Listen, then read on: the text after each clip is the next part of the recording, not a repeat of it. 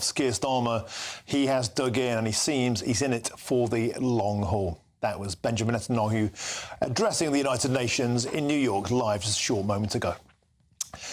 Moving on now to some sad news, and Dame Maggie Smith, star of the Harry Potter films and, of course, Downton Abbey, has died at the age of 89. A statement from Dame Maggie's son says she died peacefully in hospital on Friday morning. And Ellie Costello looks back at her extraordinary life. One of the world's most famous and distinguished actresses. Dame Maggie Smith was loved the world over. In an expansive career spanning 7 decades, she starred in over 16 television series and films. Go with God, Crispy. But perhaps Dame Maggie Smith was most famous for her starring role in the Harry Potter franchise as the formidable Professor Minerva McGonagall.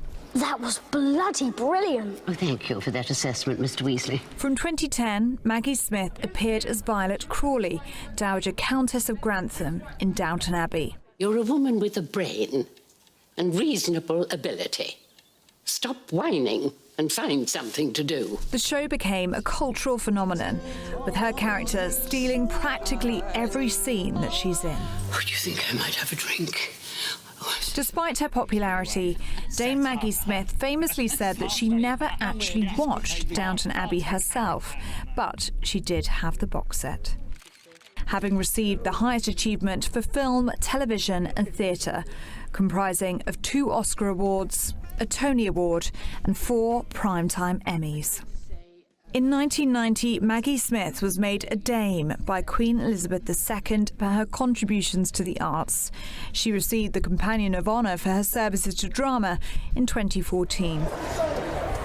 She was married twice and had 2 sons, the actors Chris Larkin and Toby Stevens.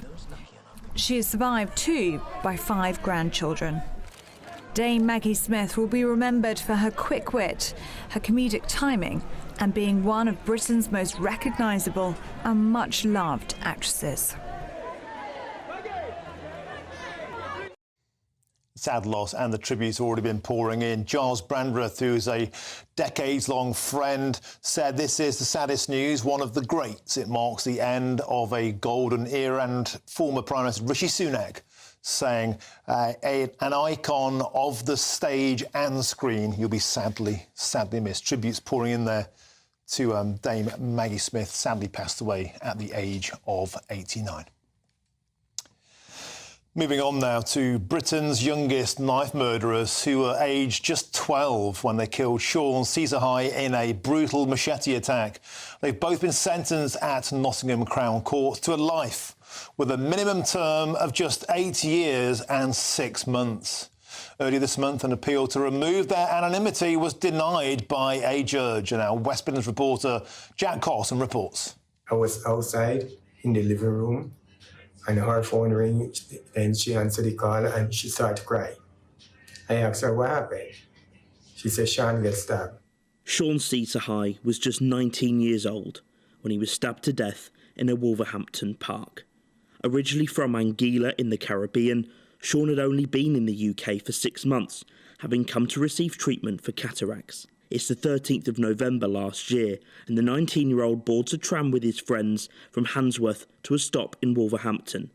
An hour after leaving his home, he's seen here in a petrol station shop before making his way with one of his friends to the Stow Lawn playing fields. This CCTV is blurry, but police believe this footage at 8:14 p.m. is the moment Sean was attacked by 2 12-year-old boys. Mr. High was shoulder-barged by the smaller of the 2 defendants. When he questioned what they were doing, one of the boys pulled a machete from his trousers and Sean shouted "run" to his friend.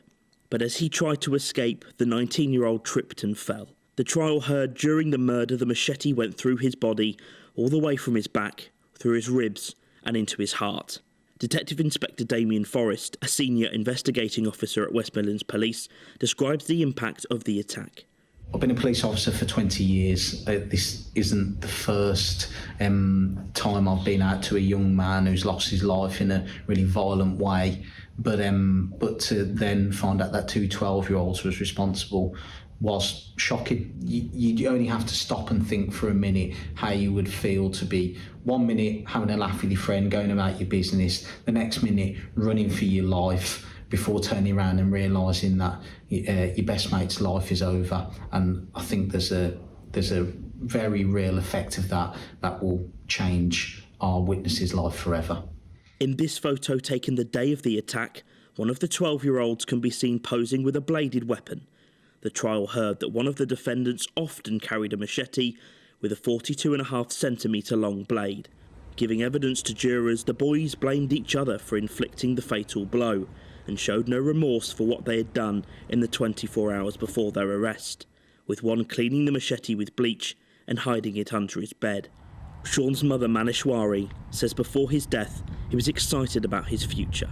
He wants his own house, he wants his own car. You know, Mommy, I want to shine in my life. I can't see my son married, don't have a wife, no grandchildren from him. It's very hard. Sean, you must remember, we always will remember you until God ready for us. One day we will see each other, right? I love you, Sean. Jack Carson, GB News. And no mother should have to say that. Well, let's now cross to outside Nottingham Crown Court, my home city, and get the latest with GB News' reporter Jack Carson. Jack, welcome to the show. A simply astonishing case, a heartbreaking case, and one that in many ways just sums up modern, broken Britain. A lot of people scratching their heads at what's seen as a very, very lenient final sentence, just 8 years, 6 months for each of these two boys. They've already done the best part of a year. They'll be out in 7 years and 6 months. Jack, tell us about a flavour of what happened inside the court when the judge was reading before she passed down sentence. It was extraordinary. It felt to me, listening in, that she was treating the killers as the victims.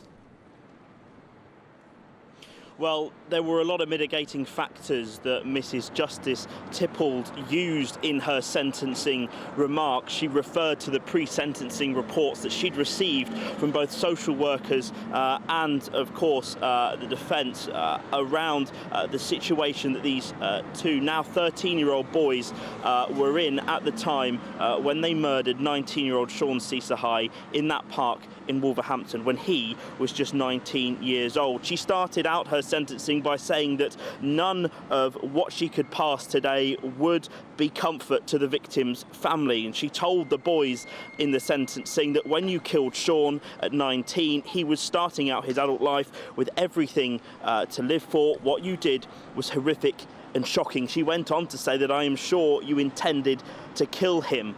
But she then went on to the mitigating factors. She said that this was a spur-of-the-moment attack, was not premeditated. She referenced the age of the defendants, and they will remain on separate secure units for the duration, minimally, of course, for the 8.5 years they've been sentenced to today. She referenced the first defendant as being extremely vulnerable. He had admitted in the trial that he bought the weapon for £40 from a friend. As you heard in the piece there, he often, as was also heard in the trial, carried that machete around. But the judge said today that that first defendant had been groomed and exploited by others, that they'd had very many adverse childhood experiences, including falling victim to exploitation and criminals having those multiple traumas in their childhood, which the judge said today that young defendant was not responsible for. He does not have the full stage of maturity, the judge said today, to fully appreciate the consequences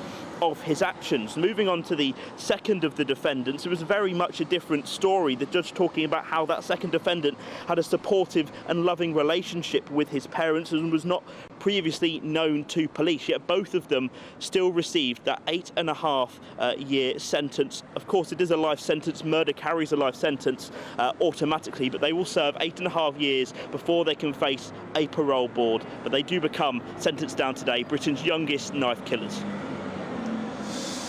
Thank you, Jack Carson there, live from Nottingham. And let's head back to the studio now. And I'm joined with retired Scotland Yard detective and friend of the show, Mike Neville. Mike, it's one of those cases that just makes you wonder what on earth is going on in Britain. Two 12-year-old boys, we heard there from Mrs. Justice Tipple explaining a backdrop of violence, of trafficking, of criminality, witnessing violence at home, ADHD diagnosis in one of the boys, came from a broken background, was groomed by others, and yet willingly and knowingly left home with a machete.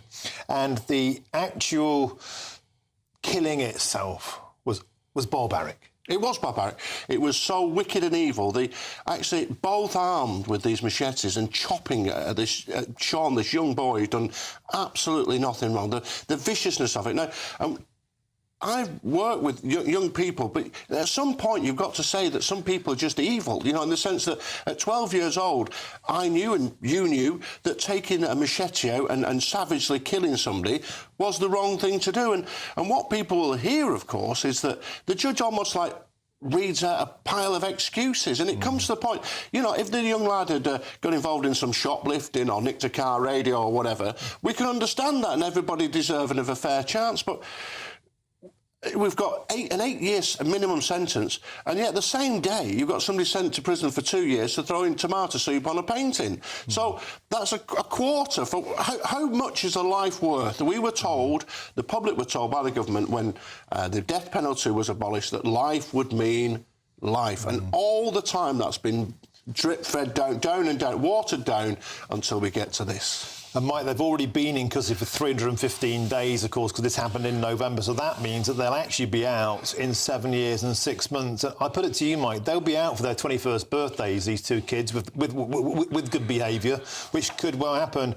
Sean will never see his 21st birthday. His parents will never get to witness their beautiful son's 21st birthday. In what way does this feel like justice? It doesn't feel like justice at all, because they'll spend hardly any time in an adult prison. They'll be looked after, that their children know, so that they'll never really be punished. And you can guarantee, just like we saw with the Bulger killers, that once they're out, they'll be doing it again. That they're wicked, the wickedness is inside them, and this will just carry on, and nothing will change.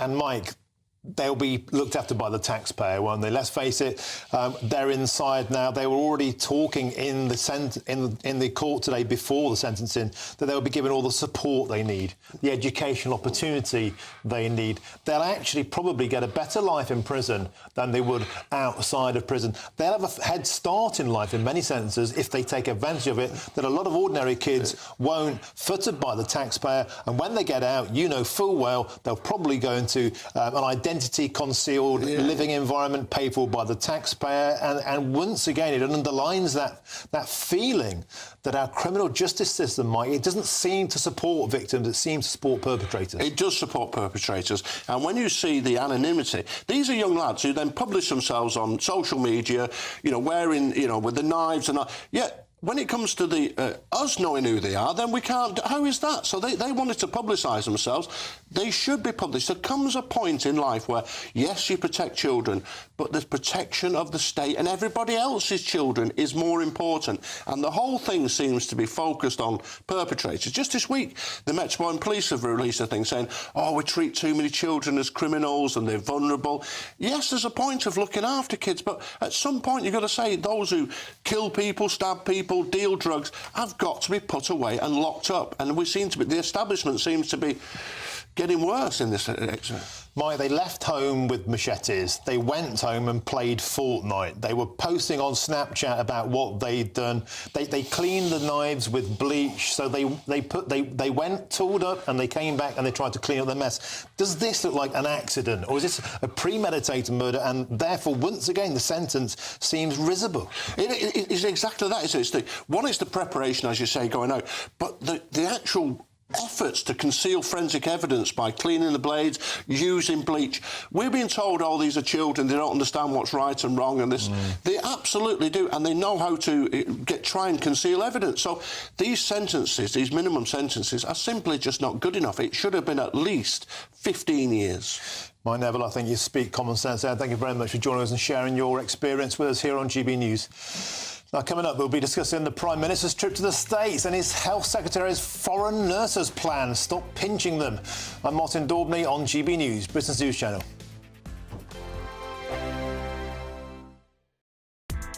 Join me, Nana Akwe, for an informative, interactive news programme with a difference It's fun. No, you didn't say that, Dave. I'm so surprised. I think there's an element of truth to that. Join me from 3 p.m. every weekend, only on GB News, Britain's news channel. Every Saturday, 10 till 12, we'll bring you all of the news that you need to know. We'll also remind you that there is so much to smile about. It's my favourite time of the week. I get to relax, enjoy some light-hearted stories, and let Ellie teach me about fashion too. That's Saturday Morning Live, every Saturday, 10 till 12. Only on GB News, Britain's news channel. I'm Jacob Rees-Mogg, and this is GB News, Britain's news channel. This is GB News, Britain's news channel. This week, Free Speech Brighton, a sister group of the Free Speech Union, claimed that they were kicked out of a pub in the city for discussing trans issues in schools. The group booked a room in a pub for an evening of speeches and discussion when they claimed security guards came and asked them to leave after one speaker began to talk about this topic. Now, a clip of the evening was in fact posted to social media. Can you give us some background to what happened, what the event was for, and why you booked it? Our normal pub was being refurbished, so about 3 weeks ago I went in and booked a local pub for a meeting, and they didn't ask any questions about what sort of meeting. It was in a back room. It was mainly secluded from the rest of the pub, so I thought it would be fine. But anyway, they didn't ask any questions. They took my booking. We arrived, I set up. The first speaker started speaking, who's a retired teacher who is concerned about trans in schools and how that affects children. But she was talking purely about children. She was not talking about adults who have protected characteristics, obviously. And then towards the end of her speech, I became aware of security guards standing behind me in the middle room. So I went to have a quick word with them and see what they wanted. And they said, we've had a complaint. And I said, what's the complaint? And they wouldn't say. Then they said, will you come and talk to the landlord? So I went to the front of the bar and they indicated this chap was the landlord, but he looked about 20, so I don't think he was the landlord. So I said, I hear you have a complaint about us. Can you tell me what it is? And he couldn't. That sounds very Kafka-esque, as though you've committed a crime, but they can't tell you what the crime is. That's what I couldn't understand, because, you know, obviously they can't tell you who the complainant is, but they should be able to tell you what the complaint is. GB News, the People's Channel. We're proud to be GB News, the People's Channel. And as you know, we always love to hear your views. Now, there's a new way of getting in touch with us at gbnews.com/your-say. By commenting, you can be part of a live conversation and join our GB News community. You can even talk to me, Bev Turner, or any of the members of the GB News family.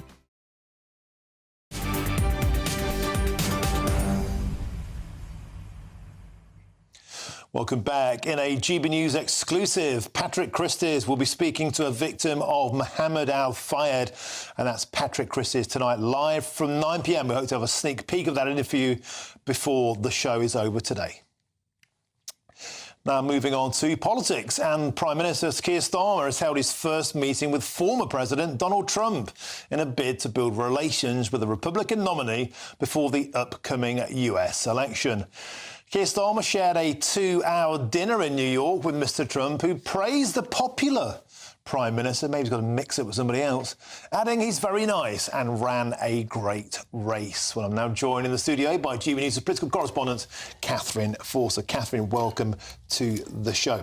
So, having tea in New York, or maybe Diet Coke and burgers, it is Donald Trump. We don't know what was on the menu. Maybe it was humble pie for David Lammy. But the real story is this side of the pond. No one really cares what Keir Starmer's doing in New York. He's at the UN, he's talking tough to Israel. Israel aren't listening. Benjamin Netanyahu was on there a moment ago at the UN saying, no chance will I lay down arms, we're going to fight all the way. But the real drama is here. Keir Starmer, he's having a nightmare. He's having a tough time, isn't he? I mean, I was with him in Washington and Rome. It was only 2 weeks ago. We thought at that point that all the talk about at the UN was going to be about Ukraine, about Storm Shadow missiles. Of course, that's all been totally overshadowed by the situation in the Middle East.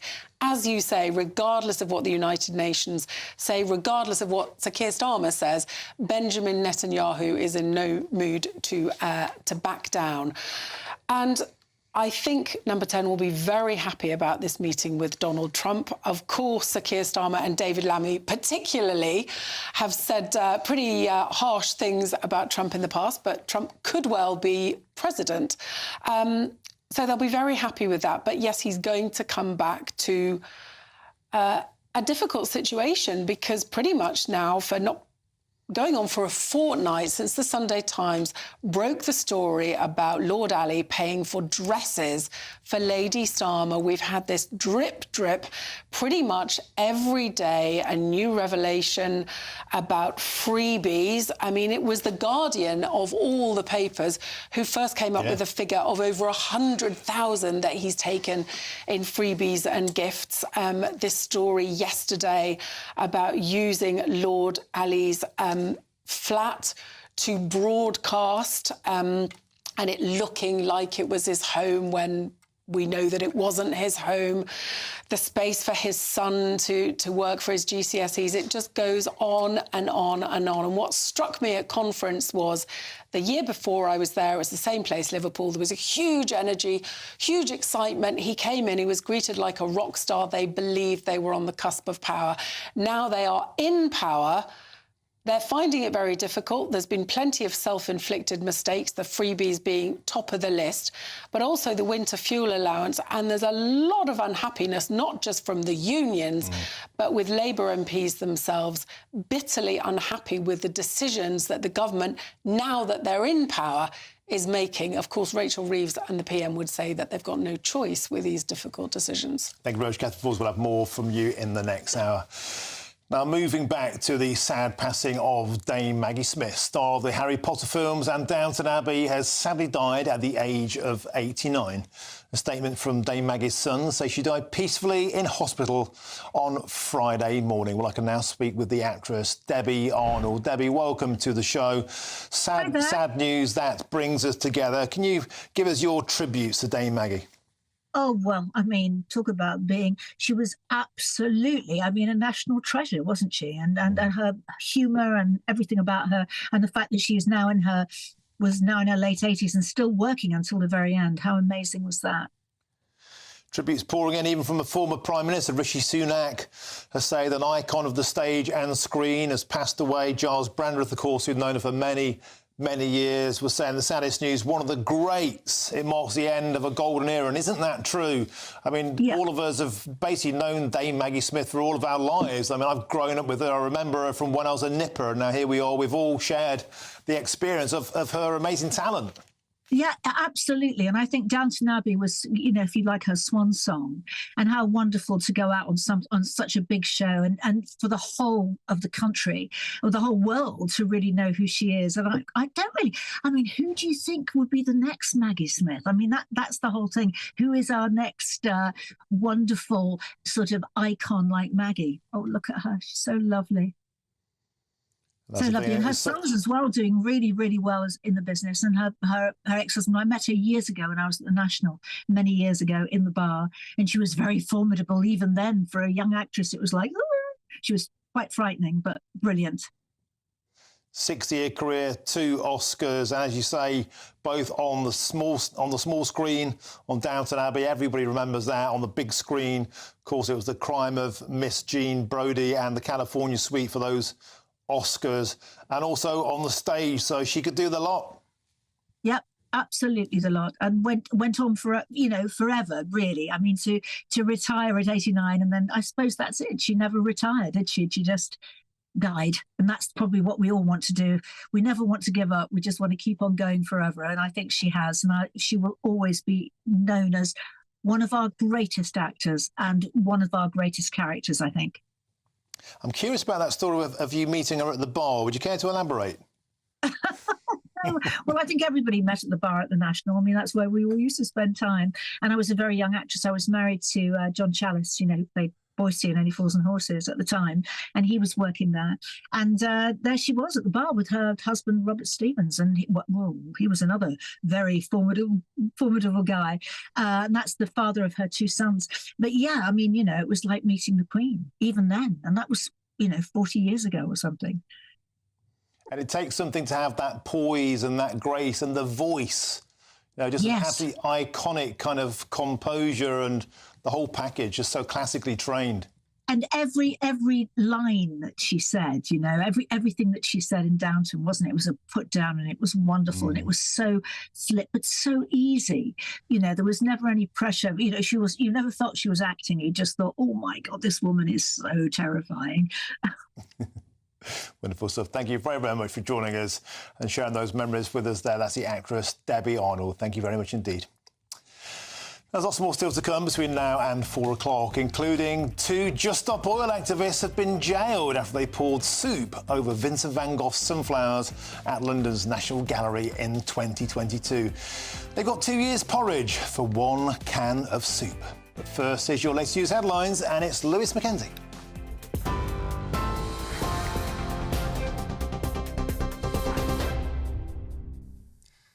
Good afternoon, it's 3:30. I'm Lewis Mackenzie in the GB newsroom.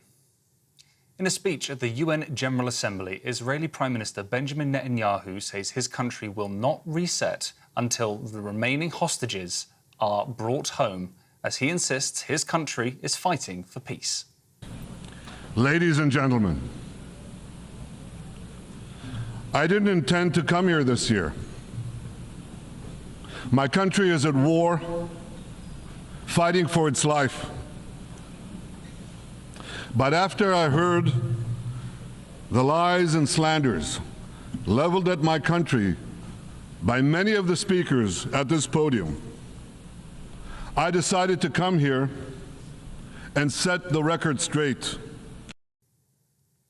However, earlier on today, Netanyahu says negotiations on a ceasefire in Lebanon will continue, despite his insistence that the IDF maintains its offensive against Hezbollah.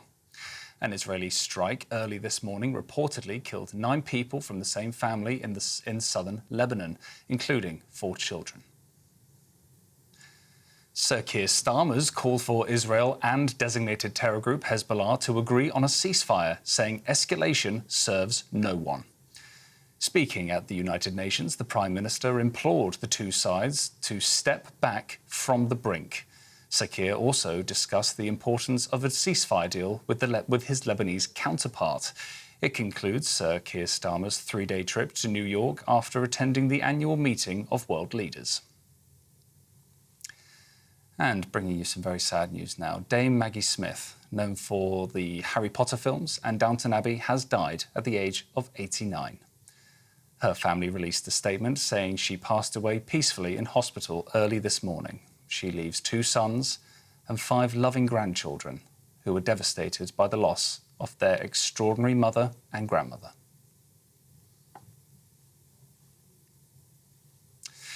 Britain's youngest knife murderers, who were only 12 years old when they killed Sean C. Sharney with a machete, have both been sentenced to life with a minimum term of 8.5 years.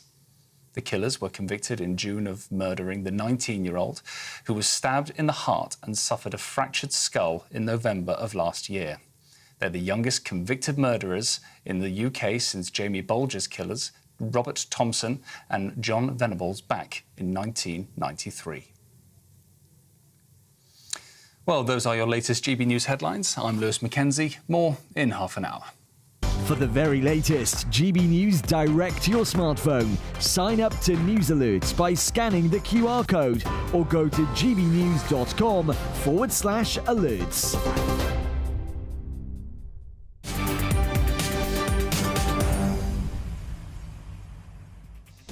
Thank you very much, Lewis. Now, if you'd like to get in touch with me at GB News, you know what to do. Go to gbnews.com/yoursay, and I'll try and read out the best of your messages a little later in the show. I'm Martin Daubney on GB News, Britain's news channel. Afternoon, welcome to your latest weather update from the Met Office here on GB News. The weekend will bring quite a lot of fine and dry weather, but it will be pretty chilly to start with, and more wet and windy weather is on the way for later Sunday. That's coming from this area of low pressure behind me. We've got high pressure moving in at the moment. This low brought all the heavy rain and the flooding over the past couple of days. That's out of the way. We've now got northerly winds bringing a few showers, but quite a lot of fine and dry weather. But northerly winds also bring a chill, and it is going to be pretty cold overnight tonight. Temperatures are going to dip down with these clearer skies across the heart of England and Wales, well down to 3 or 4 degrees. That's in towns and cities. Some rural spots may well dip down to freezing.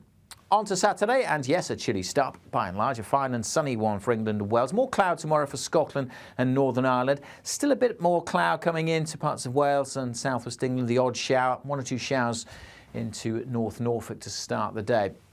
For Northern Ireland and Scotland, quite a lot of cloud here too, but maybe a bright start across the borders. Cloud and some outbreaks of showery rain across the bulk of Scotland. So that'll continue. So rain on and off over western Scotland, but I suspect much of the east of Scotland will brighten up a little through the day with maybe a bit of brightness. The wind's not as strong tomorrow as well. So with these lengthy spells of sunshine across England and Wales, although we start pretty cold and temperatures by the afternoon will still be a touch below average for the time of year. It'll probably feel a little bit warmer, certainly feeling a bit warmer than today. Generally 11 or 12 in Scotland, further south. We might squeak up to 15 Celsius. And then on Sunday, again, a chilly start, but a dry start for most. And many northern and eastern parts will stay that way, but down to the south and west, rain will be marching in. And winds. We have a Met Office yellow warning in place for those gusty winds spreading across parts of Wales and southwest England during Sunday. Bye for now. The latest GB News travel. I'm Jules Buckley. Good afternoon. The M6 southbound still queuing around Carlisle. Junction 44 down to 42 follows an earlier collision there. There's one being dealt with southbound M1 just before Leicester 21. A lane shut, congestion back to 21A. Queues for the M5 around Cheltenham, Tewkesbury and Gloucester 9 to 12, both sides for earlier repairs. Clockwise M25, there's emergency repairs at Heathrow 14. Queuing prior to Staines at 13, and also clockwise towards Wisley at 10 and the roadworks long queues forming at the scene of an earlier collision there. Anti-clock M25, 2 lanes shut, Waltham Abbey 26 to Enfield 25. The queue prior to junction 27 follows an earlier bump there, and the southbound M11 heading towards Bishop Stortford junction 8 still delays for a collision, now safely on the hard shoulder there. And that's the latest.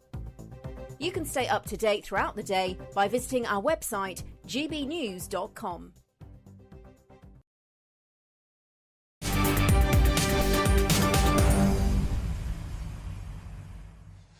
Welcome back. Your time is 3:40. I'm Martin Daubney on GB News. Now, Israeli Prime Minister Benjamin Netanyahu addressed the UN General Assembly this afternoon a short while ago as conflict in the Middle East continues to escalate. Netanyahu declared that his country is winning, warning Iran that there is no place Israel cannot reach. He also adopted a favoured tactic, using maps to show the threat posed by Iran and the potential for Israel's alliances with Arabian states. And we get more on this now with GB News' Homeland Security Editor Mark White, who joins me. Mark, so Sir Keir Starmer, David Lammy saying it's about time that everybody laid down arms. Benjamin Netanyahu wasn't listening to that whatsoever. He was saying Israel is fighting for its life and seemed very much still a man with a mission. Yes, indeed, as the Israeli forces continue to fight in Gaza and now, of course, on their northern border with Lebanon. The Israeli Prime Minister in New York at the United Nations taking the diplomatic fight to the chamber there, accusing many there in the chamber, although, of course, we saw quite a few people walking out, but accusing many of those representatives of nations around the world of spreading lies and slander about Israel and its prosecution of the war. He described it as a holy war, a war to, of course, get the hostages, 100+ hostages still being held by the terror group Hamas, freed, and now, of course, widened to try to get those 70,000 Israeli citizens who have been unable to get back to their own homes in northern Israel since October the 8th last year, when Hezbollah started lobbing thousands of missiles and rockets and drones into northern Israel. They've widened the scope of that war to get them back into those communities, and that is what Prime Minister Benjamin Netanyahu was telling the United Nations that in that endeavour they intend to go through with it until they can defeat Hezbollah. If Hezbollah is not willing to lay down its arms and allow Israeli citizens to live a peaceful life. And Mark White, when he said to the people of Lebanon, get out of the death trap that is your country while you still can. I'm not sensing him in any mood to be placatory any time soon. Mark White, thank you very much for that summary. Excellent as ever. Thank you. Now, 2 Just Stop Oil activists have been imprisoned for what the judge described as idiotic criminal damage on the priceless Van Gogh painting Sunflowers, describing their behaviour as extreme, disproportionate and criminally idiotic. Mr Justice Hare sentenced Phoebe Plummer and Anna Holland to 27 months and 20 months, respectively. And I'm joined now in the studio by Charlie Peters. Charlie, 2 years for a can of soup. Was it worth it? Well, it was certainly worth it in the view of the judge and the jury that convicted both of those defendants. I have to say, Mr Justice here in Suffolk Crown Court this morning, his sentencing remarks were delivered in about 15 minutes, but he spoke so quickly, it was tough to keep up with him as he just rattled through various very sharp lines to describe both of the defendants. You've heard some of the language that we heard him use in the court this morning: extreme, idiotic, disproportionate. He also described the pre-sentencing mitigation speech made by Phoebe Plummer, who was representing herself, as potentially very offensive, because she alluded that herself and her fellow Just Stop Oil activists were political prisoners. Now, that was one of the several occasions where Mr Justice Hare interrupted the proceedings. He said that there are many people suffering in dungeons around the world at the hands of dictators who really are political prisoners, but you, Phoebe Plummer, are in fact someone who has very sincerely held beliefs, but that does not give you the right to commit criminal damage. So the 2 sentences that were handed down for Phoebe Plummer, it was 24 months for throwing the soup at the painting, described as priceless by the judge. And in the case of the trial, it was actually the damage to the frame that caused that conviction. It was estimated at being worth around £10,000, and it was chosen specifically a 17th century antique frame because it would be more in keeping with the style that Vincent van Gogh wanted. And Justice Hare said that he was born in the Netherlands, he was Dutch, he worked in France. This painting is now in London, but actually it belongs to the world's cultural treasure. And he said to both the defendants, you have no right to interrupt with our appreciation and consumption of that sort of artistic treasure. There were 2 others in the dock before. They've not got the same headlines as you'd expect, but Chiara Sati and Daniel Hall, 2 other Just Stop Oil activists, were sentenced before he turned to these 2 other defendants. They were given community orders, and Chiara Sati was also given 15 hours of rehabilitative work in order for her to reflect more on what he described as her total lack of remorse in pre-sentencing submissions. It was also interesting to hear from both of those defendants, Sati and Hall, because they said, in the words of the defence barrister, that they would no longer return to criminal action after this. And there were some potentially shocked faces in the public gallery as this was read out, as members of Just Stop Oil are understood to be extremely dedicated to their cause, willing to receive prison punishment. But for the case of those 2 activists, enough is enough now. They've been threatened with prison and they won't do it again. It makes you wonder if there'd have been some stiff justice like this in previous cases, we might not have got to this stage, Charlie. It seemed they were soft-soaped for so long, but now, after all of this, for their soup antics, they're going to get some porridge. Thank you very much, Charlie. Always a pleasure to have you in the studio. Now, coming up, we'll be getting all the latest on the Mohammed Al Fayed sex abuse allegations case. That's next. I'm Martin Daubney on GB News, Britain's News Channel.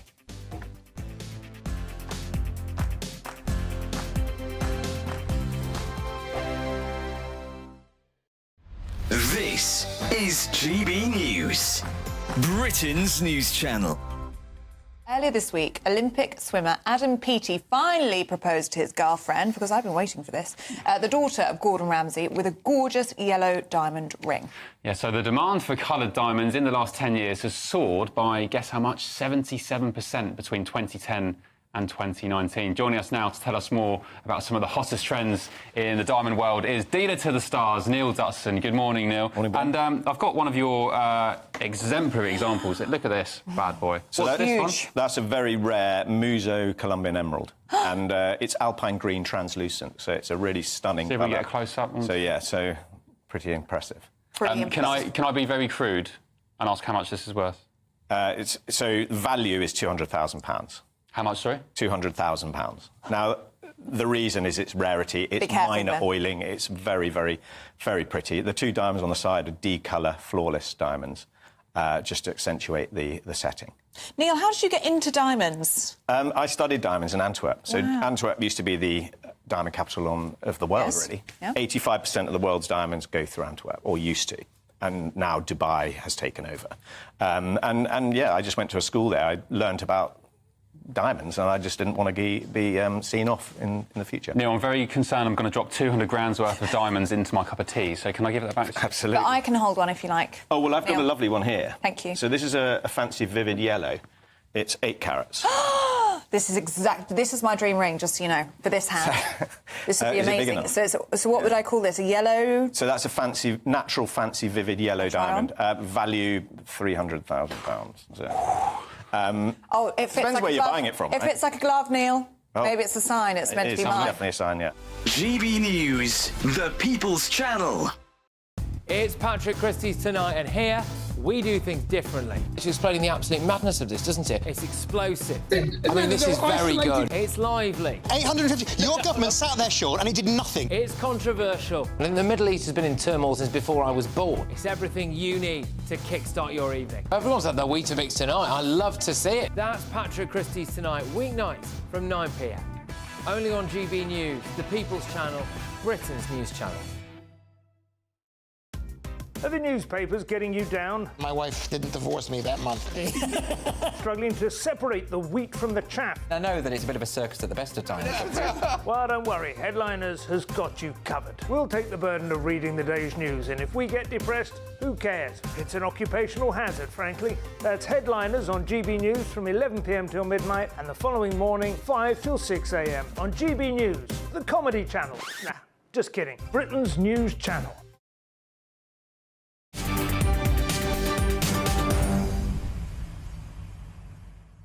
Welcome back. It's 10 to 4. I'm Martin Daubney on GB News. Now we return to the Mohammed Al Fayed story, and lawyers representing the alleged victims in the Al Fayed sex abuse scandal have now implicated Fulham Football Club, and we've approached the club for comment this morning. But previously, Fulham have said the club remain in the process of establishing whether anyone at the club is or has been affected by the reports concerning Mr Al Fayed. And joining us now to discuss this further is our GB News Royal correspondent, Cameron Walker. Cameron, it was inevitable in a sense that the investigation would move on from Harrods to explore every potential interface for abuse, and now that's happening. Fulham Football Club have been pulled in. Yeah, it certainly has, Martin, and the response has really been enormous since the lawyers' initial statement last Friday, where they called on other victims or alleged victims to contact them.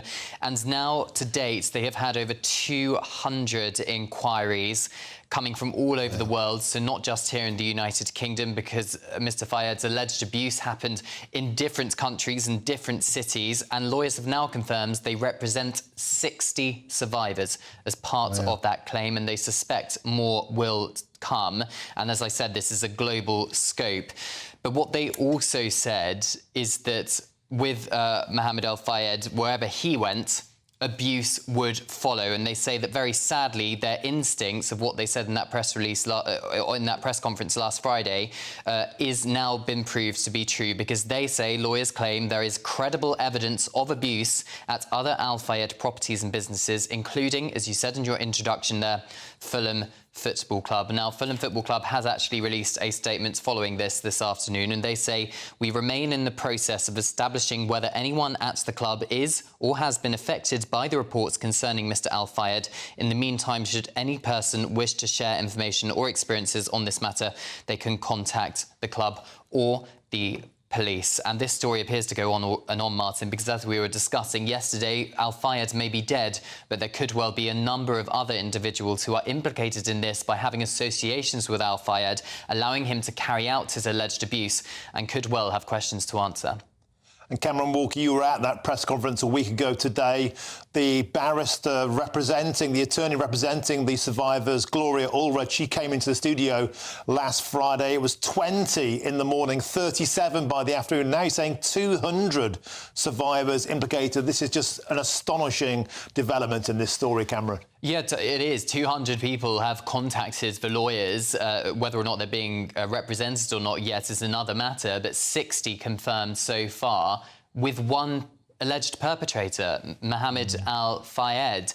And what the pattern appears to be, from what we've learned from the press conference and various lawyers' statements, and now other organisations getting involved, is that Mohammed Al-Fayed was a man who lawyers claim was at the very top of his organisation, who had a lot of money behind him, had a lot of friends in high places, which lawyers claim allowed him to carry out this sort of abuse. Harrods have apologised to the victims and say they will, of course, cooperate fully with any investigation. And the current owner of the current managing director even of Fayed's, of Harrods even, Michael Ward, has said that Mr. Fayed presided over a toxic culture of secrecy, intimidation, fear of repercussion, sexual misconduct. And he also said, of course, that he was not aware of the allegations surrounding him, but it appears some people were. The Metropolitan Police are exploring avenues as to who could potentially need to answer some questions. OK, thank you very much, Cameron Walker. Break in the next hour, including more on the sad passing of Dame Maggie Smith. I'm Martin Daubney. First, here's your weather with Alex Deacon.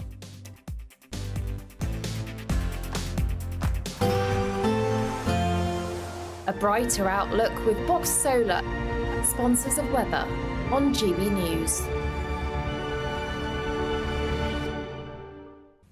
Afternoon, welcome to your latest weather update from the Met Office here on GB News. The weekend will bring quite a lot of fine and dry weather, but it will be pretty chilly to start with, and more wet and windy weather is on the way for later Sunday. That's coming from this area of low pressure behind me. We've got high pressure moving in at the moment. This low brought all the heavy rain and the flooding over the past couple of days. That's out of the way. We've now got northerly winds bringing a few showers, but quite a lot of fine and dry weather. But northerly winds also bring a chill, and it is going to be pretty cold overnight tonight. Temperatures are going to dip down with these clearer skies across the heart of England and Wales, well down to 3 or 4 degrees. That's in towns and cities. Some rural spots may well dip down to freezing.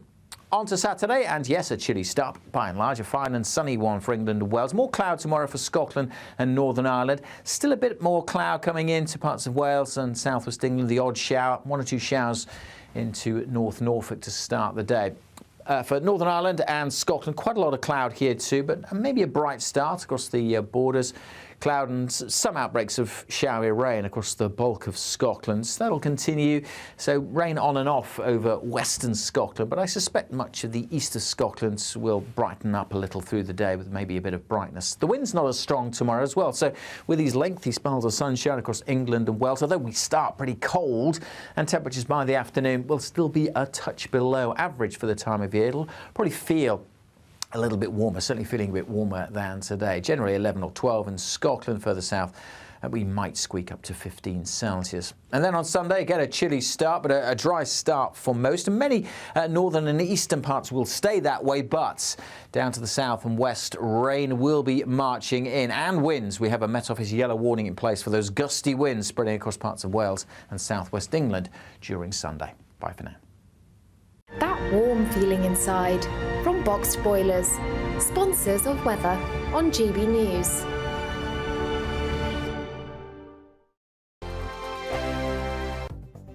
The latest GB News travel.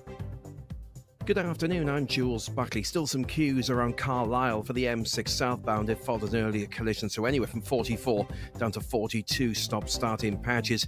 Queues west for the M62 this afternoon, junction 26 to 25. That's chain bar to Brakehouse. 2 lanes are out at the scene of an accident. There's one as well being dealt with around Leicester on the southbound M1. A lane shut before junction 21. The queue is back to 21A. It's slow north and southbound. The bump is southbound. A clockwise M25 at Heathrow, junction 14, emergency pothole repairs continue. The inside lane's coned off, queuing back to Staines at 13. And anti-clockwise, the M25 in the roadwork still queuing. Waltham Abbey 26 to Enfield 25, not helped by an earlier fuel spillage on the road there. And for now, that's the latest. You can stay up to date throughout the day by visiting our website, GBNews.com. You can be. Mark Dolan tonight is your weekend dose of news, debate and entertainment. This sounds like a wild conspiracy theory. Don't miss my big opinion. Mark Meets and my take at 10. Democracy is a funny old thing. And we don't do boring, not on my watch. I just won't have it. Let's go and get another glass of that bubbly. You've earned it. That's Mark Dolan tonight, Saturday and Sunday, 9 to 11, only on GB News, the People's Channel, Britain's news channel. Hi there, I'm Michelle Dewberry and I'm going to take a second to tell you all about my show, Dubes & Co. We start off with the issues of the day. We then bring in both sides of the arguments. We get rid of the disrespect. And then you throw me into the mix. And trust me, I'll tell it exactly how it is. And then, of course, the magic ingredient, you at home. We mix it all together and what have we got, in my opinion, the best debate show in town. Monday to Friday, 6 till 7 on GB News, Britain's news channel.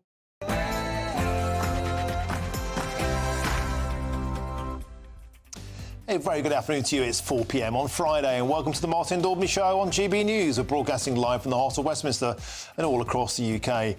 On today's show, the two 12-year-olds who hacked Sean C. to death with a machete were today sentenced to just 8 years and 6 months each. Is it time to name and shame child killers and sentence them as harshly as adults? I'll speak to top cops and also a mother who lost her boy to knife crime. Next up, legendary actress Dame Maggie Smith, star of the Harry Potter films and Downton Abbey, has sadly died at the age of 89. We will have all the tributes to her throughout the rest of the show. And a damning report by Which magazine has exposed the true extent of convenience supermarket rip-offs, with some stores charging double for a can of chickpeas. We'll name and shame the worst offenders, and that's all coming up in your next hour.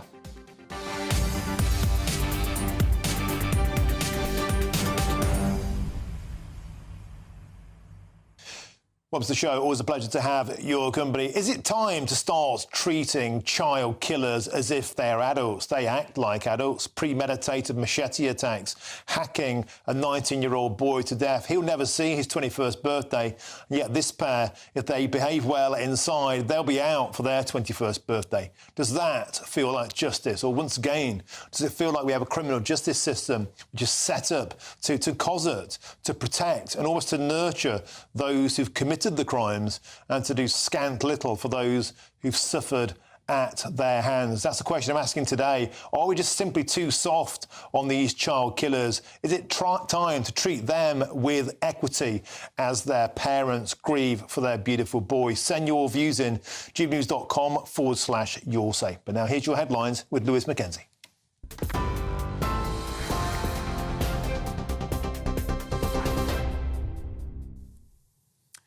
Good afternoon. It's just past 4 o'clock. I'm Lewis Mackenzie here in the GB newsroom. Israeli Prime Minister Benjamin Netanyahu says his country will not rest until the remaining hostages are brought home, as he insists his country is fighting for peace. Ladies and gentlemen, I didn't intend to come here this year. My country is at war, fighting for its life. But after I heard the lies and slanders leveled at my country by many of the speakers at this podium, I decided to come here and set the record straight. However, earlier on today, Netanyahu says negotiations on a ceasefire in Lebanon will continue despite his insistence that the IDF maintains its offensive against Hezbollah. An Israeli strike early this morning reportedly killed 9 people from the same family in southern Lebanon, including 4 children.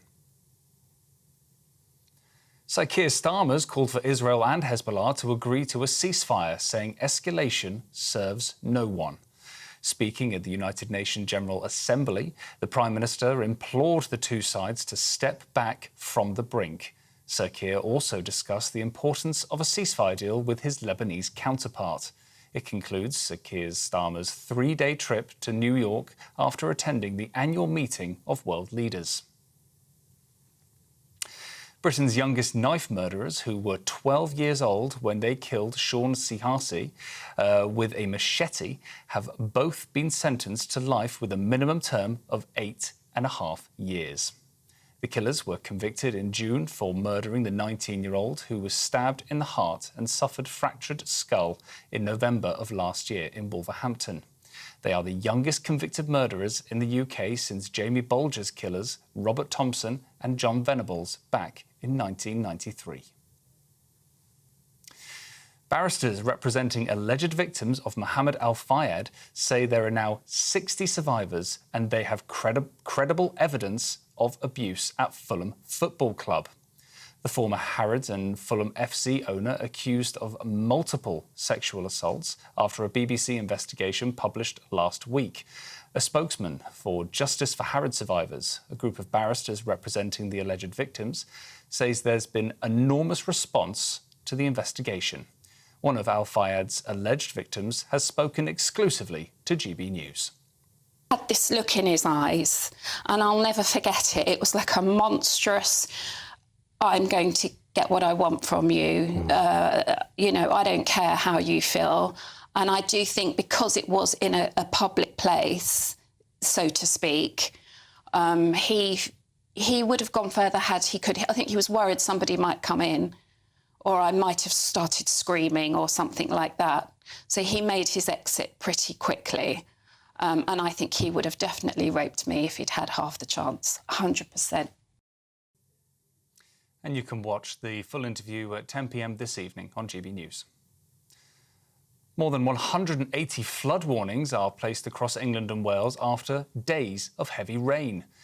Images posted on social media also showed tracks at the station in Shropshire completely submerged. The Met Office says northern and central parts of England and Wales have been hit the hardest. And ending on some sad news, Dame Maggie Smith, known for the Harry Potter films and Downton Abbey, has sadly died at the age of 89. Her family released a statement saying she passed away peacefully in the hospital early this morning. She leaves 2 sons and 5 loving grandchildren who were devastated by the loss of their extraordinary mother and grandmother. Well, those are your latest GB News headlines. I'm Lewis Mackenzie. More from me in half an hour. For the very latest GB News direct to your smartphone, sign up to News Alerts by scanning the QR code or go to gbnews.com/alerts.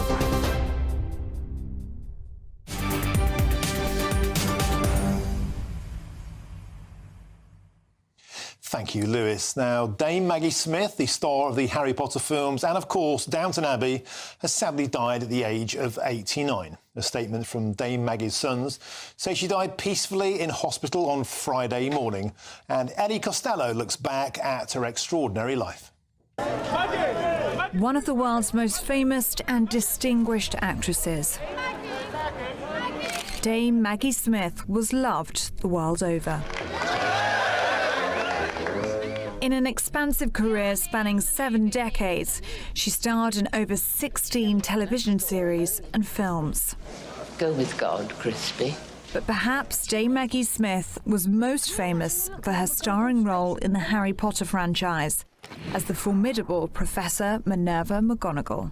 That was bloody brilliant. Oh, thank you for that assessment, Mr. Weasley. From 2010, Maggie Smith appeared as Violet Crawley, Dowager Countess of Grantham in Downton Abbey. You're a woman with a brain and reasonable ability.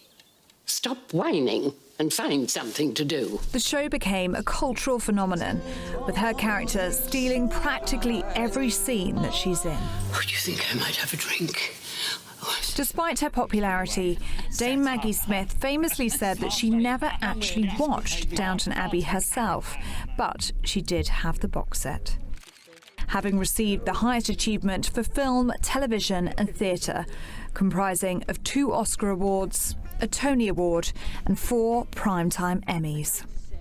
In 1990, Maggie Smith was made a Dame by Queen Elizabeth II for her contributions to the arts.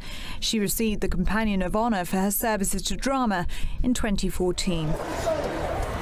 She was married twice and had 2 sons, the actors Chris Larkin and Toby Stevens. She is survived too by 5 grandchildren. Dame Maggie Smith will be remembered for her quick wit, her comedic timing, and being one of Britain's most recognisable and much-loved actresses.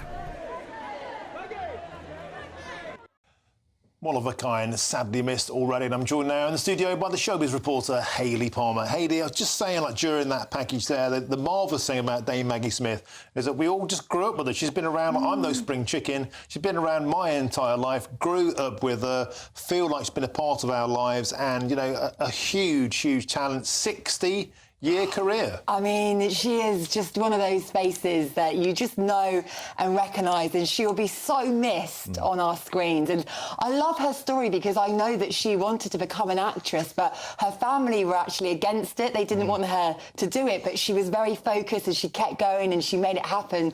And she got spotted when she was 18 by Laurence Olivier, and he invited her to join the National Theatre, and that's how she got her big break. But it's truly very sad. I know there's seen a tribute by her friend Giles Brandreth, who says she was a truly great actress, one of the greats, simply the best company, wise, witty, wonderful, one of a kind in every way, and consequently irreplaceable. And I think that's so true. She really was one of the greats. You know, she has that iconic look, and it's a real shame, but she lived an amazing life, and she had an incredible career, 2 Oscars. I mean, come on.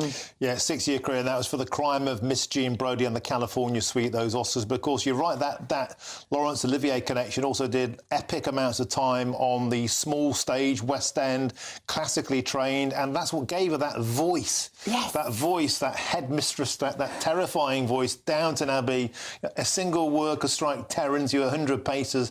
That was her trademark. She had the poise, she had the pedigree, she had the delivery, a truly classically trained epic actress. Yeah, you're absolutely right. She was an absolute class act. I mean, I personally will remember her for Downton Abbey, and I'm sure a lot of our viewers will, you know, have great fond memories of her. And she just was a one-off. You know, she really was one of the greats, and I think it's a real sad loss. And, you know, for me personally, there's not many actresses around that are of that calibre. And also because she was in the Harry Potter movies, like my kids adore her. No, so it's just a truly sort of, you know, intergenerational, you know, kids, adults. You know, I was a kid when I first got into it. Now my kids are into it. It's got that sense of continuity. It's been around forever. Yeah, she really has. And I know that she did die peacefully with her sons at her side, and they put out a statement this afternoon. So I think all we can do is think of what an amazing career she had, and, you know, how she really will be missed on our screens. Thank you very much for popping in. And Rishi Sunak said earlier on today, an icon of the stage and screen. And in fact, we've now got a statement in, I think, from Sir Keir Starmer. The Prime Minister has sent a message in. Dame Maggie Smith introduces to new worlds with the countless stories she acted over her long career. She was beloved by so many for her great talents, becoming a true national treasure whose work will be cherished for generations to come.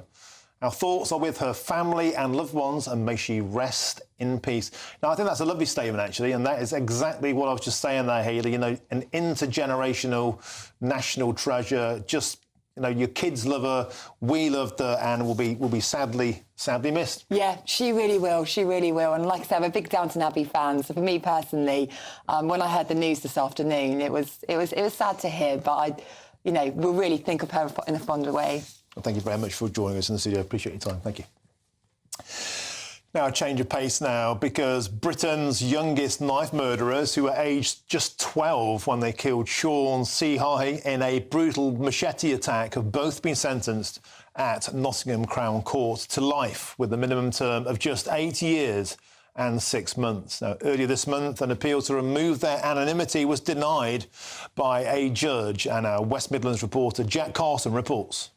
I was outside in the living room and her phone ring, then she answered the call and she started to cry. I asked her what happened. She said Sean gets stabbed. Sean Ceasahigh was just 19 years old when he was stabbed to death in a Wolverhampton park. Originally from Anguilla in the Caribbean, Sean had only been in the UK for 6 months, having come to receive treatment for cataracts. It's the 13th of November last year, and the 19-year-old boards a tram with his friends from Handsworth to a stop in Wolverhampton. An hour after leaving his home, he's seen here in a petrol station shop before making his way with one of his friends to the Stow Lawn playing fields. This CCTV is blurry, but police believe this footage at 8:14 p.m. is the moment Sean was attacked by two 12-year-old boys. Mr. Ceasahigh was shoulder-barged by the smaller of the two defendants. When he questioned what they were doing, one of the boys pulled a machete from his trousers and Sean shouted "run" to his friend. But as he tried to escape, the 19-year-old tripped and fell. The trial heard during the murder, the machete went through his body, all the way from his back, through his ribs and into his heart. Detective Inspector Damien Forrest, a senior investigating officer at West Midlands Police, describes the impact of the attack. I've been a police officer for 20 years. This isn't the first time I've been out to a young man who's lost his life in a really violent way. But to then find out that two 12-year-olds was responsible was shocking. You only have to stop and think for a minute how you would feel to be 1 minute having a laugh with your friend, going about your business, the next minute running for your life before turning around and realising that your best mate's life is over. And I think there's a very real effect of that will change our witness's life forever. In this photo taken the day of the attack, one of the 12-year-olds can be seen posing with a bladed weapon. The trial heard that one of the defendants often carried a machete with a 42.5cm long blade. Giving evidence to jurors, the boys blamed each other for inflicting the fatal blow and showed no remorse for what they had done in the 24 hours before their arrest, with one cleaning the machete with bleach and hiding it under his bed. Sean's mother, Manishwari, says before his death, he was excited about his future. He wants his own house, he wants his own car. You know, Mommy, I want to shine in my life. I can't see my son married, don't have a wife, no grandchildren from him. It's very hard. Sean, you must remember, we always will remember you until God ready for us. One day we will see each other, right? I love you, Sean. Jack Carson, GB News. No mother should have to say that about their child. And let's cross now to outside Nottingham Crown Court and get the latest with GB News reporter Jack Carson. Jack, a lot of people looking at the sentence passed down to these two kids, 8 years, 6 months. They'll be out in 7 years, 6 months, thinking, was this true justice? But of course, there are a lot of mitigating circumstances read out in courts. Tell us more. Well, I want to give you some reaction first, Martin, from the family to that sentence. A while ago, we heard from Dorothea Hodge. She's the UK representative for Anguilla. Now, she read out a statement to us, to the media, from the family reacting to that sentence that was handed down today. She said in that statement that whilst the family recognise that justice has been served in respect of what they called the horrific murder of their beloved son, Sean, they are disappointed with the sentence. They say that no one hearing the detail of this case could have any other feeling than horror, and the family had hoped the sentence would reflect that abhorrent violence that they say their son was, was objected to. They say that whilst they recognise that 3 young lives have been changed with this case, their son, the third person involved, that they've lost their son forever. They say they do not feel the sentence that has been passed down today reflects the loss that they have suffered daily since Sean's death.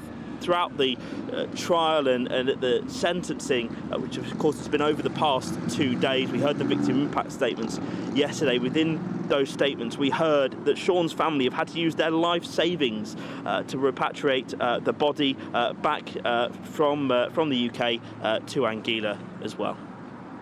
Thank you, Jack Coston there at Nottingham Crown Court. And joining me now is Judy Taylor, who is the grandmother of a knife crime victim. Welcome to the show, Judy. I know I've spoken with you many times in the past. For those who don't know the story of your grandson, Liam, would you mind sharing that with us before we react to this case today? Yes, hi. So my grandson was taken by knife crime nearly 5 years ago. 31st of January 2020. He was completely innocent, done nothing wrong. He was attacked by 3 individuals that in a 39-second attack from start to finish, 13 seconds being directly on Liam, stabbed him 6 times and he had 28 separate injuries. And my heart goes out to every single family that are grieving their children through knife and gun crime, because our country is just it's just getting worse each day. They're getting younger. This is what we're saying all the time, you know. All I keep repeating is we need education in schools. We need them from 7 years old. Look, we've got 2 12-year-olds that have committed murder. My thoughts are with everybody, you know. It's absolutely awful. No sentence ever brings comfort to a bereaved family. No sentence ever brings justice. But there was definitely no deterrent in this sentence at all. This is horrendous. I don't claim to be a professional at all. I'm a grieving grandmother, but I try and understand. I try and look at every point of view. I try and learn. I've been told, you know, that a brain doesn't mature till it's 25 years old, mid-20s to late 20s. How are we going to rehabilitate those 2 children in the next 8.5 years? It's not going to happen, is it? Just not going to happen. Judy, the statement from the family there, I think echoing what many, many people will be feeling, saying the horrific murder, they are disappointed in the sentence. We've lost our son forever, and the sentence does not reflect our loss. Julie, as somebody who's experienced bereavement and loss to knife crime, in some way you can empathise with what the family are saying. As you say, that no sentence can ever replace a life, but is there a feeling that these sentences, they're pathetic, really, for what's been inflicted upon that family? This just seems like no real form of justice. No, they're absolutely ridiculous. And I don't know why the starting point for murder at any age does not start at a set guideline. You know, 25 years plus is when they should be starting. Those 2 are going to come out of wherever they are by the time Sean was killed. You know, they've got their whole lives ahead of them. And I'd love to think they could be rehabilitated, but I don't hold out a lot of faith in that. I really don't. Why do you think that is? I mean, when we heard some of the circumstances of their lives, they've grown up in chaos, they've been grown up around violence, been involved in gangs. They left their homes with machetes. They cleaned the blades afterwards. They played video games and sent Snapchat messages afterwards, Judy. This doesn't feel like a pair of young kids that seem in any way to be regretting or grieving for what they did. It doesn't seem like it, does it? You know, at 12-year-olds, they are children. They are children. They're children that you want to sort of sit down and eat your dinner with and things like that. But unfortunately, they choose this way of life, whether they've been coerced by organised crime or whatever. But they knew right from wrong. They knew how wrong that was. And I didn't realise until I just heard they cleaned the blade and things, because I tend not to listen to things because it's just too much. You know, it's every day we're hearing something else. And I've sat and cried this afternoon since I knew I was coming on, because they're 12 years old and it's horrendous. Absolutely horrendous. Judy, you know, I know I've spoken to you before, and I'm sorry if you're upset today, because I know this must be, in a sense, like you're revisiting the loss of your beloved Liam, aren't you? Every time this happens, and will we ever learn? Will we ever, do you think, actually put the victims first? Or are we in this kind of doom cycle of seemingly to side with the perpetrators? It always seems the law's on the perpetrator's side. It always has done. Every bereaved family member I speak to says that. They've got to get together, the government, absolutely everybody, and say, this is the law, this is what it's going to be, and it's got to come back from those prehistoric days that it's in and set out new guidelines. You know, the new zombie life laws came out the other day and things like this, so let's start making examples. Let's not do ridiculous things like this, you know.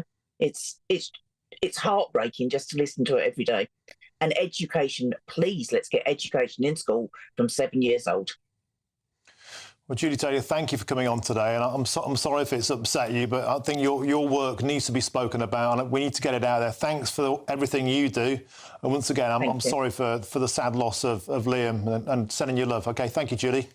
Appreciate your time. Thank you so much. God, what does it mean at the moment? Now, coming up, we'll be discussing the Prime Minister's trip to the States and his Health Secretary's foreign nurses plan. I'm Martin Daubney on GB News, Britain's News Channel. The king of breakfast TV is back. That's right. Britain's favourite TV host, Eamon Holmes, returns to Britain's hottest breakfast programme.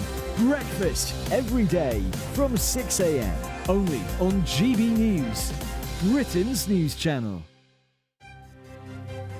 GB News Breakfast every day from 6 a.m.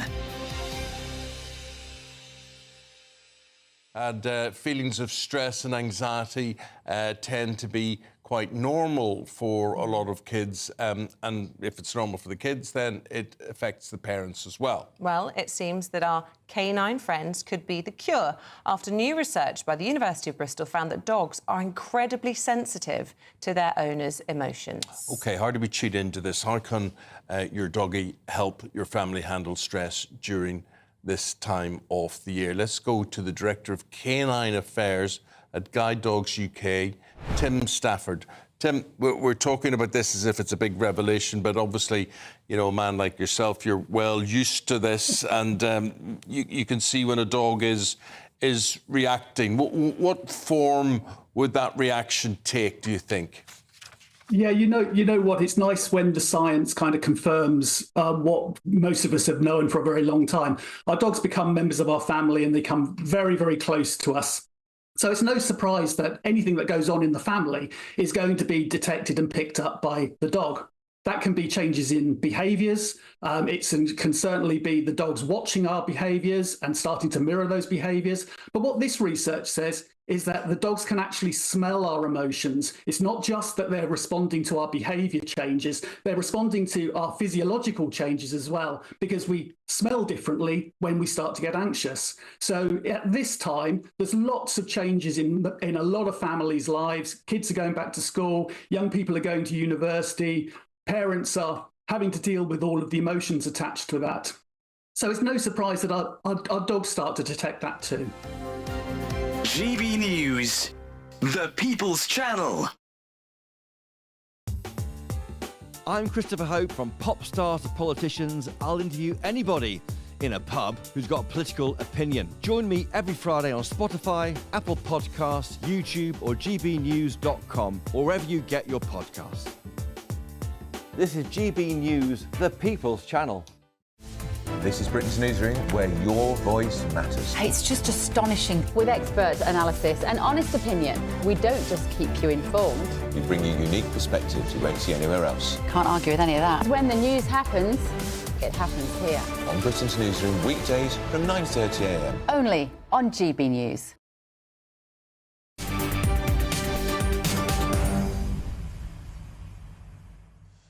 Welcome back. In a GB News exclusive, Patrick Christys will be speaking to a victim of Mohammed Al-Fayed. And that's Patrick Christys tonight, live from 9 p.m. We'll have a sneak peek of that in the next hour on this show. Moving on, Prime Minister Keir Starmer has held his first meeting with former President Donald Trump in a bid to build relations with the Republican nominee before, of course, the upcoming US election in November. Keir Starmer shared a 2-hour dinner in New York with Mr. Trump, who praised the popular Prime Minister, adding he's very nice and he ran a great race. You're meeting Keir Starmer, the UK Premier. Yes, he's coming tonight. What do you think of him? Some of his colleagues in government have been quite critical of you. Well, I'm going to see him in about an hour, so I have to be nice, right? Yeah. But I actually think he's very nice. I think he ran a great race. He did very well. It's very early, but he's popular, and I'll be seeing him, and I'll send you regards. And would you rather Nigel Farage... Who are you with? I'm with GB News in the UK. Okay, good. Would you rather Nigel Farage would have had a bigger role? Well, I think Nigel is great. I mean, I've known him for a long time. He had a great election, too. He picked up a lot of seats, more seats than he was allowed to have, actually. They acknowledge that he won, but for some reason you have a very strange system over there. You might win him, but you don't get him. Nigel is a fantastic person. Mr. President.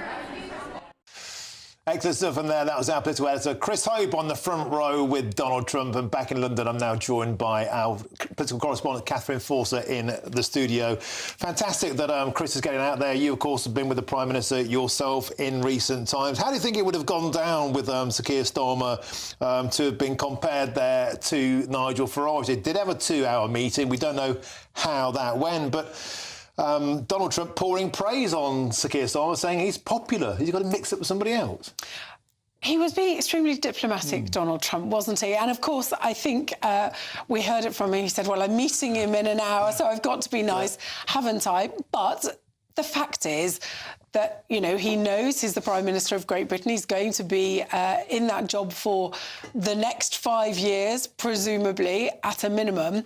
And so Donald Trump will make nice, as he is doing. But, to have been a fly on the wall in that 2-hour dinner in Trump Tower with David Lammy as well, the Foreign Secretary, David Lammy, who, of course, has previously referred to Donald Trump as a neo-Nazi sociopath.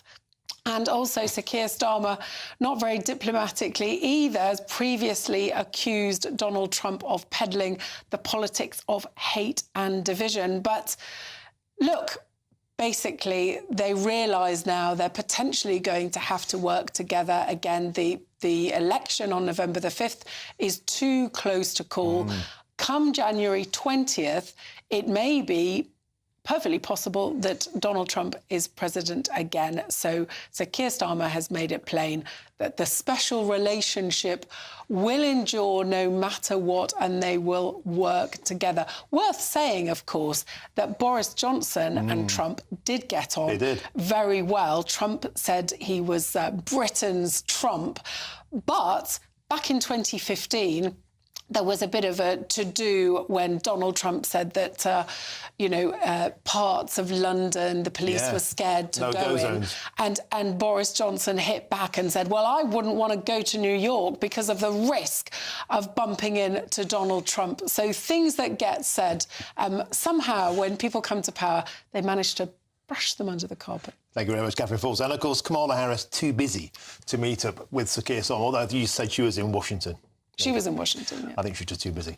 Catherine Forster, thank you very much. Superb. Thank you as ever. Now it's time now for the Great British Giveaway and the biggest cash prize that we've ever given away here on GB News. £36,000 could be yours, and that's like having an extra £3,000 tax-free in your bank account each and every month for an entire year. And here's all the details that you need to try and make it yours. Demand. Good luck. Best of luck with that, and now there's lots more still to come between now and 5 o'clock, including extraordinary claims that former Prime Minister Boris Johnson made an extraordinary last-ditch bid to persuade Prince Harry not to quit the UK. Why? We all wanted him to go. But first, here's your latest news headlines, and it's Lewis Mackenzie.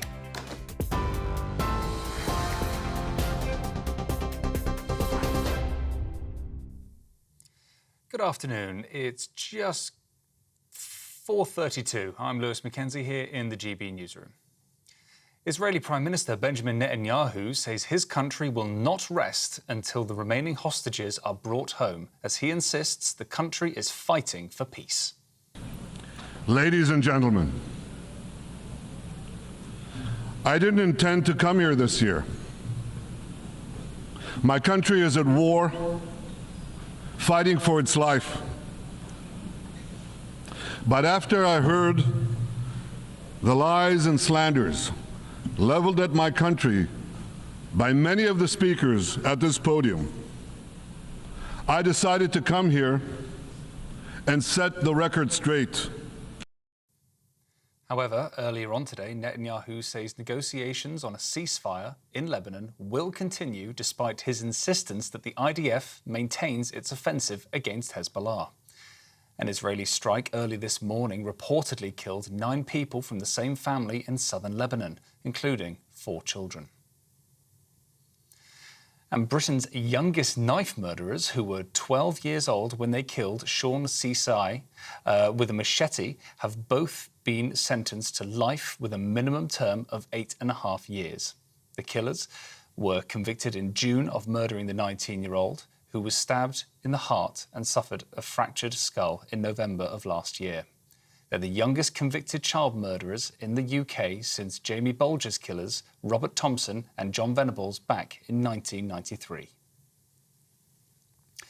And ending on some sad news now, Dame Maggie Smith, known for the roles in Harry Potter and Downton Abbey, has died at the age of 89. Her family released a statement saying she passed away peacefully in hospital early this morning. She leaves 2 sons and 5 loving grandchildren who were devastated by the loss of their extraordinary mother and grandmother. Well, those are the latest GB News headlines. I'm Lewis Mackenzie. More from me in half an hour.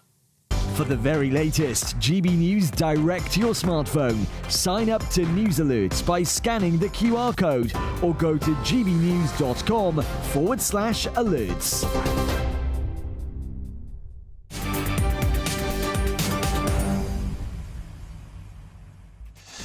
Thank you very much, Lewis. Now, if you want to get in touch with me here at GB News, simply go to gbnews.com/yoursay. Get in touch and I'll read out the best of your comments before the end of the show. I'm Martin Daubney on GB News, Britain's news channel.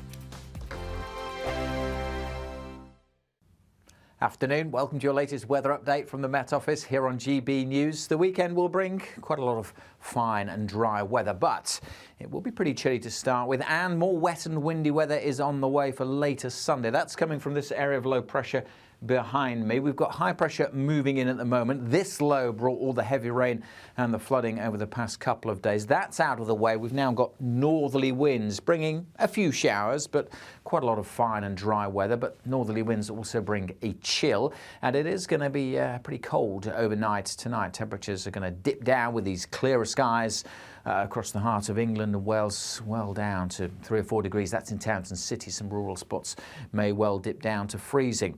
On to Saturday, and yes, a chilly start, by and large, a fine and sunny one for England and Wales. More cloud tomorrow for Scotland and Northern Ireland. Still a bit more cloud coming into parts of Wales and southwest England. The odd shower, 1 or 2 showers into North Norfolk to start the day. For Northern Ireland and Scotland, quite a lot of cloud here too, but maybe a bright start across the borders. Cloud and some outbreaks of showery rain across the bulk of Scotland. So that'll continue. So rain on and off over western Scotland, but I suspect much of the east of Scotland will brighten up a little through the day with maybe a bit of brightness. The wind's not as strong tomorrow as well. So with these lengthy spells of sunshine across England and Wales, although we start pretty cold and temperatures by the afternoon will still be a touch below average for the time of year. It'll probably feel a little bit warmer, certainly feeling a bit warmer than today. Generally 11 or 12 in Scotland, further south. We might squeak up to 15 Celsius. And then on Sunday, again, a chilly start, but a dry start for most. And many northern and eastern parts will stay that way, but down to the south and west, rain will be marching in. And winds. We have a Met Office yellow warning in place for those gusty winds spreading across parts of Wales and southwest England during Sunday. Bye for now. The latest GB News travel. Good afternoon to you. Hello, I'm Jules Buckley. The M8 eastbound shots at 5 to the Heartlands interchange at junction 4 still very slow going. It follows an earlier collision. For the same reason, southbound M6 slow around Carlisle junction 44, patchy queues to 42. Eastbound M56 near to the Helsby turnoff at 14 queuing, a lane shut for a bump there. Long queue southbound for the M1 before Leicester at 21, a lane shut queuing back to 21A whilst a collision dealt with causing queues both sides of the M1 there. Clockwise M25 at the Heathrow turnoff at 14. Still queues back to the M3 at 12. Follows emergency repairs. All lanes are back open.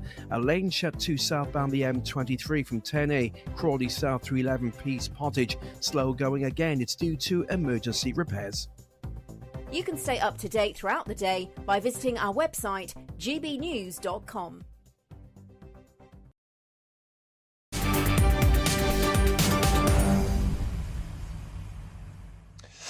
Welcome back. It's 4:38. I'm Martin Daubney on GB News. Now, Israeli Prime Minister Benjamin Netanyahu addressed the United Nations General Assembly this afternoon as conflict in the Middle East continues to escalate. Netanyahu declared that his country is winning, warning Iran that there is no place Israel cannot reach. He also adopted a favoured tactic, using maps to show the threat posed by Iran and the potential for Israel's alliances with Arab states.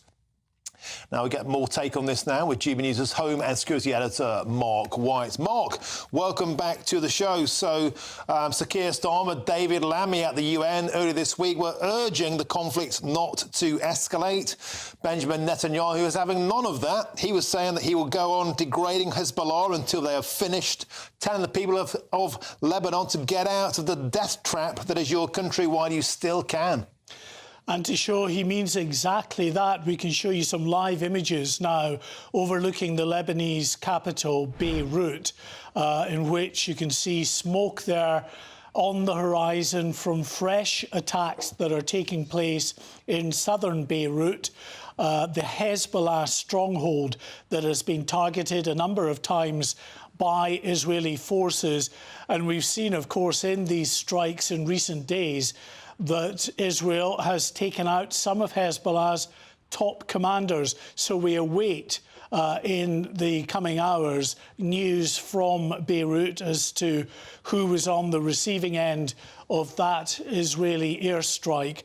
But the smoke, as I say, rising from Beirut, and the images you can see there are from yesterday's airstrike that took out, initially we thought, one Hezbollah commander, but now we're told several commanders responsible for launching missiles, drones and rockets into northern Israel from Lebanon. They have now been killed, and there is no doubt in the prosecution of this war, the Israeli Defence Forces have had some very significant successes in taking some key figures from this terror group out of the picture. And clearly, as far as Benjamin Netanyahu is concerned, and he made no apologies as he made his speech to the United Nations, despite the fact that there were plenty empty seats from those countries that decided they didn't want to stay in the chamber and listen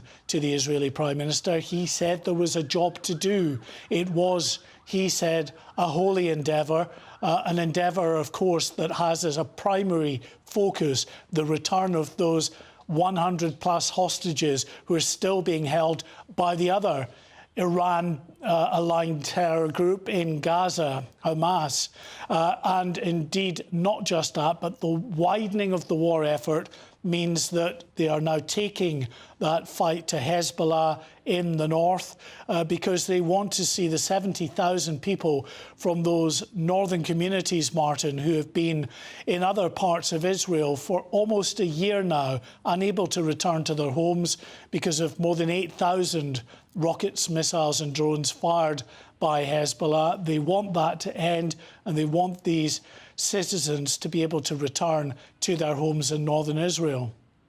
And Mark White, Benjamin Netanyahu also echoing the tactics used by Hamas in Gaza, saying they fired rockets, Hezbollah, from schools and houses.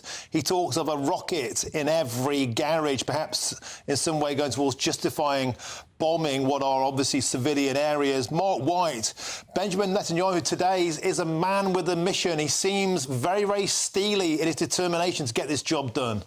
Yes, and you mentioned the complicating factors, of course, in trying to prosecute any military endeavour when you have got a terrorist group like Hezbollah echoing copying the same model as Hamas and being embedded within the civilian population. We know that, particularly, of course, in the Lebanese capital in Beirut there, these southern suburbs, Hezbollah strongholds in that area.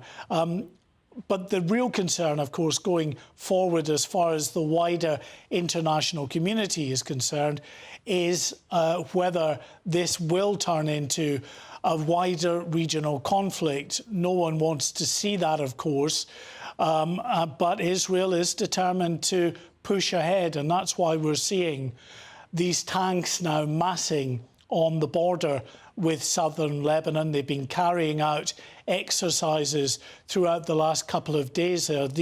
Many of these armoured vehicles and infantry soldiers are military personnel that were in the south, in Gaza, for many, many months, taking that fight to Hamas, that have now been released to go further north. They're there if the Israeli cabinet, the war cabinet, calls on them to go into Lebanon. No move as yet. It's all being carried out by either aircraft, missiles, drones, or indeed artillery across that border, but no ground invasion as yet.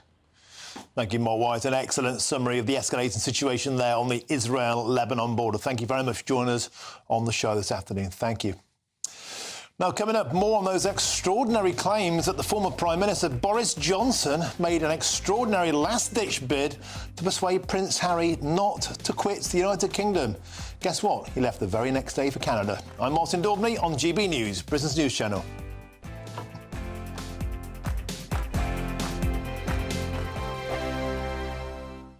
Join me, Camilla Tominey, for a frank and honest discussion with those in power that cuts through the spin and gets to the heart of the issues shaping our nation. You haven't confirmed that you want to stand as leader, but you haven't ruled it out either. This report basically says that he's not fit to stand trial. Is he indecisive? Incompetent? I deliver the dose of reality Westminster needs. That's the Camilla Tominey Show at 9:30 every Sunday on GB News, the People's Channel, Britain's news channel. This is GB News, Britain's news channel.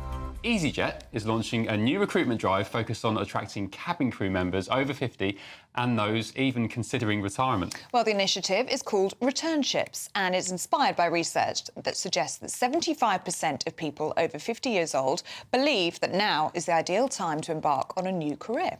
Joining us now to discuss what it takes to embark on a second career as cabin crew is Helen Williams. Good morning, Helen. Hi, good morning, Helen. Welcome. Just touching down in our studio. It is. I've had a few days off and now I'm here. So you are now cabin crew. I am. What inspired you to get into it? What did you do before? How did it all come around? Oh, so when I graduated, I took an office job with my grad scheme, and that job lasted 6 months, and I started working for a European carrier. I did just over 5 years at that European carrier and had an absolutely fabulous time. I then went on to a wet lease operation with an Irish carrier and another mainline UK carrier. I then decided to have time out. I had a business, I had a family, I had children, and last autumn I decided, why not? Let's go back and do it all again.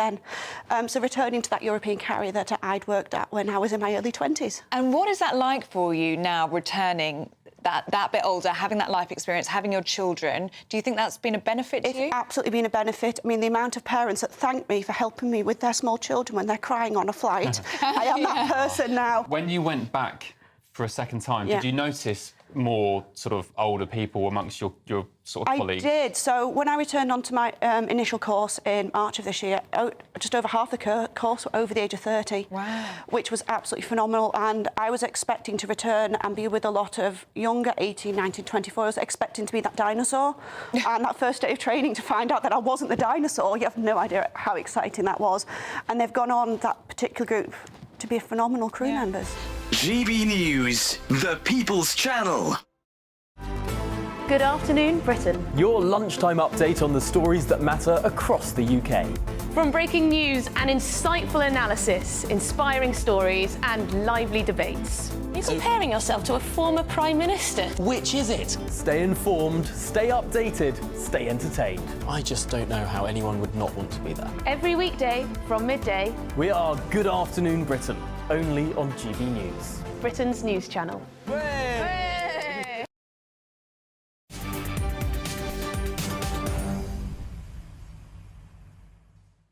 Welcome back. It's 4:48. I'm Martin Daubney on GB News on this Friday afternoon. Now, more on the extraordinary news that the former Prime Minister Boris Johnson tried to persuade Prince Harry and Meghan not to leave the United Kingdom for North America.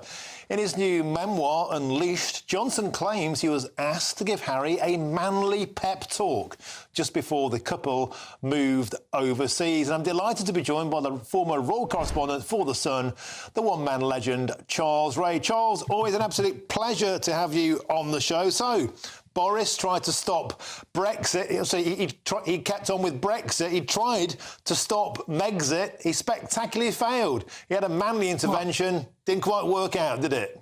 No, it didn't. To be fair to Boris, he was asked by both Downing Street and Buckingham Palace to have what you've just described as a manly pep talk in the hope that he could persuade Harry to stick around. But by then it was too late. As you quite rightly said in your earlier intro, the day after they left for Canada, Boris in his memoir realizes it was a ridiculous business. It was totally hopeless at that stage for him to step in. Now, this was the manly talk, 20 minutes at some sort of conference in Docklands at which Harry was at and had spoken. And that's where he had said it's with total sadness that we are leaving and we're going, at that time, we're going to go and live in Canada.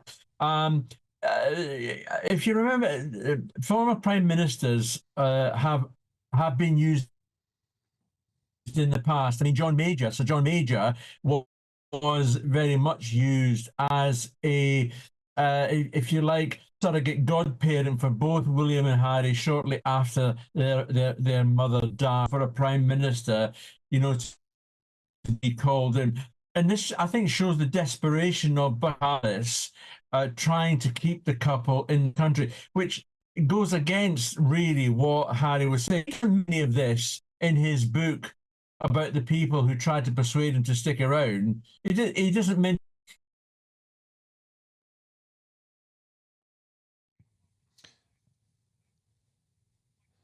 Okay, I think we've lost you there, Charles Ray. We've got a bit of a dodgy connection. So we had Brexit. This was Megxit. I'm afraid, Charles Ray, we have Czechsit. You simply lost you there. Not to worry. We'll try and get you back in a minute. But the interesting thing about this is I wonder if anybody else wanted this pair to stay. The Sussexes, when they cleared off, I think it was very much a feeling they reached the end of their natural shelf life with the huge majority of the great British public. And I wonder what the point was of that intervention was. He was deployed by Downing Street, deployed by Buckingham Palace, but obviously they'd made their minds up, or perhaps Meghan had made Harry's mind up for him. As I said, they cleared off to Canada the very, very next day. So Boris's intervention was totally ineffective at any rate. So Boris couldn't stop Megxit. And some say he might have botched Brexit. But anyway, it's all tittle-tattle, isn't it, to sell this new book. Now, moving on, I've been asking for your views throughout the show, and one thing that's really got you going, as it certainly did me, is this news, this astonishing news of the two 12-year-old murderers who've been sent down today for what I believe is a paltry sentence of 8 years and 6 months for the killing of Sean Sheesahy. And a lot of you are just bereft at the fact that this sentence was so slim, and that was a sentiment echoed by the family, who indeed a short while ago issued a sentence saying a statement, beg your pardon, saying they're very disappointed in this sentence. It can in no way make up for their loss. And there's a feeling that an 8 year, 6-month sentence was just way too short. These kids will be out of jail by the time they're 21. And Sean, well, he never got to be 21. He was killed when he was aged just 19. Julie has said this. At some point, these killer kids will be released onto our streets and probably given a brand new identity.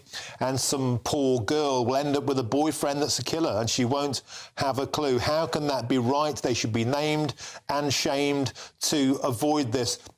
A lot of people have been getting in touch with that same sentiment. These kids will be put in jail, and the judge even said, Mrs. Justice Tipple said earlier on, that now child one is in a safe place. She actually said the killer is in a safe place because she pointed out in mitigation that he'd grown up in a chaotic environment, had seen violence, had been exposed to that, had self-harmed, and he was emotionally and developmentally younger than his age. It almost felt like at one point she was saying that he was the victim.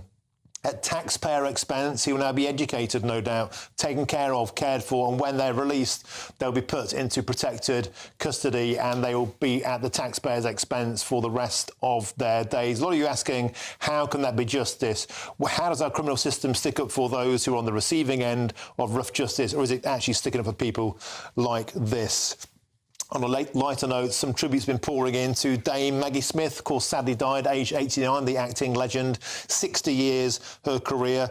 And Dave says this, it's a shame to hear about Maggie Smith. She was always there in the background most of our lives, doing something or other. She'll be very, very sadly missed. R.I.P. Maggie. And here Terry says, sad news about Dame Maggie Smith, a great British icon. Many, many poor people agreeing with that.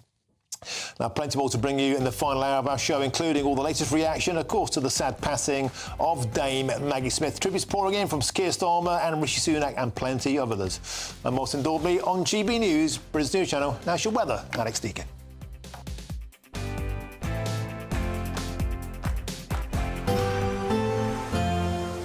That warm feeling inside from Boxed Boilers, sponsors of weather on GB News.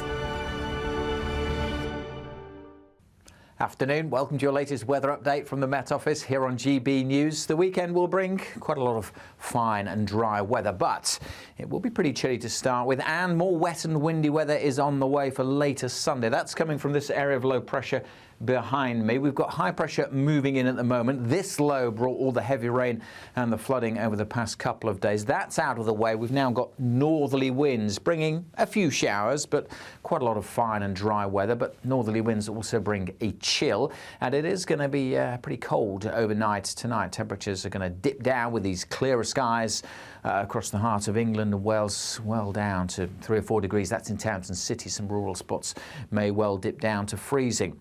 On to Saturday, and yes, a chilly start, by and large, a fine and sunny one for England and Wales. More cloud tomorrow for Scotland and Northern Ireland. Still a bit more cloud coming into parts of Wales and southwest England. The odd shower, 1 or 2 showers into North Norfolk to start the day. For Northern Ireland and Scotland, quite a lot of cloud here too, but maybe a bright start across the borders. Cloud and some outbreaks of showery rain across the bulk of Scotland. So that'll continue.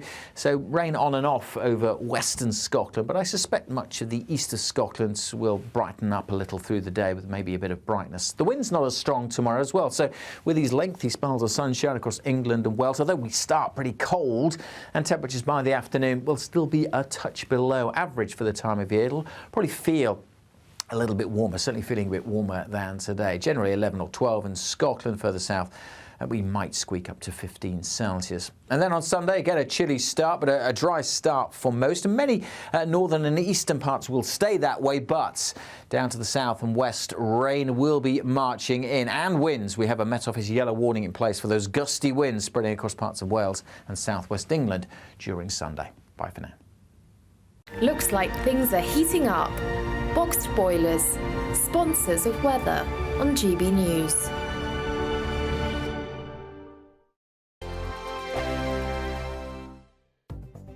The latest GB News travel. Good afternoon, I'm Jules Buckley. Still queues for Carlisle southbound M6 very slow towards junction 42 from a previous collision. Eastbound M56 queuing 2 near to Helsby 14, a lane shut there at the scene of a collision. Issues for the M25 clockwise, firstly before Lakeside 30, queuing back to Romford from an earlier bump, all lanes open. A breakdown clockwise at Staines 13 means delays and a lane shut too. Southbound M23 10A down towards Peace Pottage at 11, emergency repairs, a lane shut and queues. Coastbound M26, Roughton 2A to the M20 at 3 parts blocked and slow. That one's due to a collision. And there's a broken down van for the westbound M27 It means Lane 1 is out around the turn-off for Southampton Docks at Junction 5 and delays starting to build. That's the latest. You can stay up to date throughout the day by visiting our website, gbnews.com. There's an incredible good luck. Hi there, I'm Michelle Dewberry and I'm going to take a second to tell you all about my show, Dubes & Co. We start off with the issues of the day. We then bring in both sides of the argument. We get rid of the disrespect. And then you throw me into the mix. And trust me, I'll tell it exactly how it is. And then, of course, the magic ingredient, you at home. We mix it all together and what have we got, in my opinion, the best debate show in town. Monday to Friday, 6 till 7 on GB News, Britain's news channel. Are the newspapers getting you down? My wife didn't divorce me that month. Struggling to separate the wheat from the chaff? I know that it's a bit of a circus at the best of times. Well, don't worry. Headliners has got you covered. We'll take the burden of reading the day's news, and if we get depressed, who cares? It's an occupational hazard, frankly. That's Headliners on GB News from 11 p.m. till midnight, and the following morning, 5 till 6 a.m. on GB News, the comedy channel. Nah, just kidding. Britain's news channel.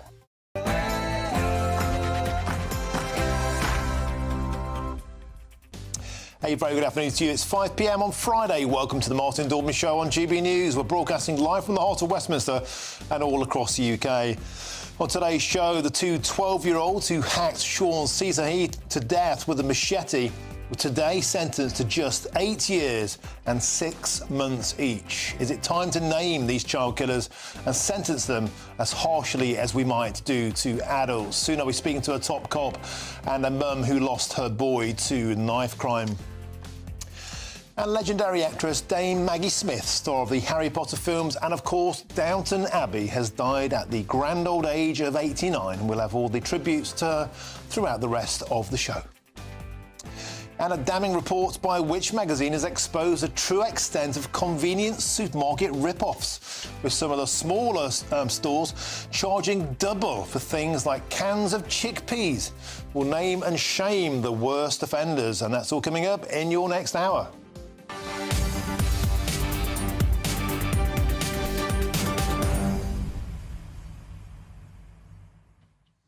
Welcome to the show. Always a pleasure to have your company. Two 12-year-old boys murdered a 19-year-old, and that 19-year-old will never see their 21st birthday, but with a paltry 8 years and 6 months doled out to these kids, they'll be out by the time they're 21 if they behave themselves. Is that justice? Is that what you think is fair? The family certainly don't think so. They said today that the sentence was not befitting of their loss. It could no way, of course, bring their boy Sean back.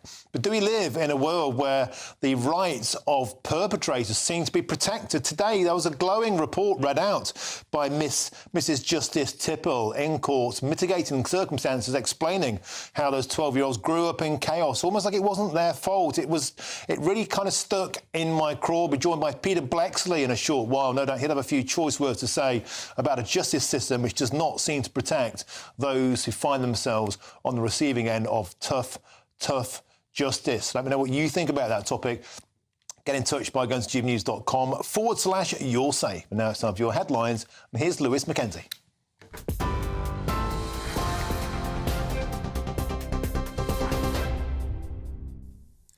Thank you very much, Martin. Good afternoon. It's just gone 5 o'clock. I'm Lewis Mackenzie here in the GB newsroom.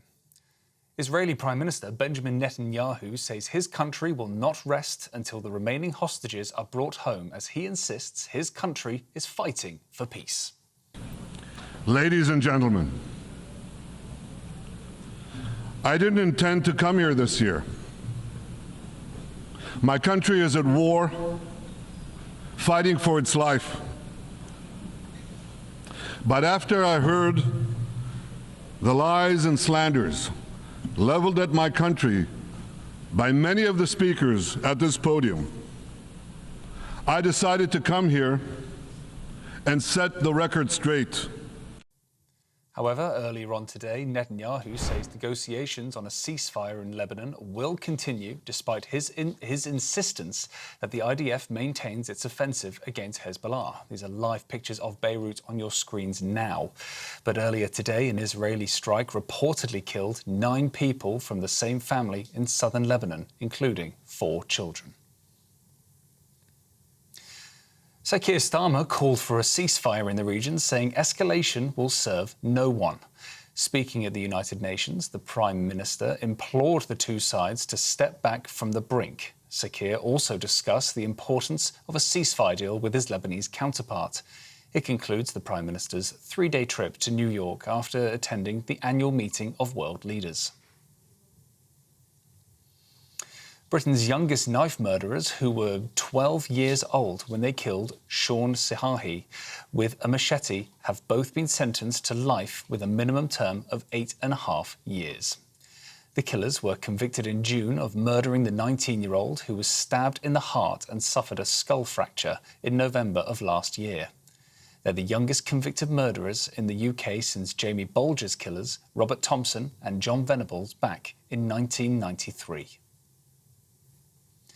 Barristers representing alleged victims of Mohammed Al-Fayed say there are now 60 survivors and they have credible evidence of abuse at Fulham Football Club. The former Harrods and Fulham FC owner is accused of multiple sexual assaults after a BBC investigation was published last week. A spokesman for Justice for Harrods Survivors, a group of barristers representing the alleged victims, say there's been an enormous response to the investigation. One of Al-Fayed's alleged victims has spoken exclusively to GB News. Had this look in his eyes, and I'll never forget it. It was like a monstrous, I'm going to get what I want from you. I don't care how you feel. And I do think because it was in a public place, so to speak, he would have gone further had he could. I think he was worried somebody might come in, or I might have started screaming or something like that. So he made his exit pretty quickly. And I think he would have definitely raped me if he'd had half the chance, 100%. And you can watch the full interview on Patrick Christie's Tonight from 9 p.m. Now, more than 180 flood warnings are in place across England after days of heavy rain. Images posted on social media show tracks at a station in Shropshire completely submerged in rainwater. The Met Office says northern and central parts of England and Wales have been hit the hardest. And ending on some sad news now, Dame Maggie Smith, known for the Harry Potter films and Downton Abbey, has died at the age of 89. Her family released a statement saying she passed away peacefully in hospital early this morning. She leaves 2 sons and 5 loving grandchildren who were devastated by the loss of their extraordinary mother and grandmother. Well, those are your latest GB News headlines for now. I'm Lewis Mackenzie. More from me in half an hour. For the very latest GB News direct to your smartphone, sign up to News Alerts by scanning the QR code or go to gbnews.com/alerts.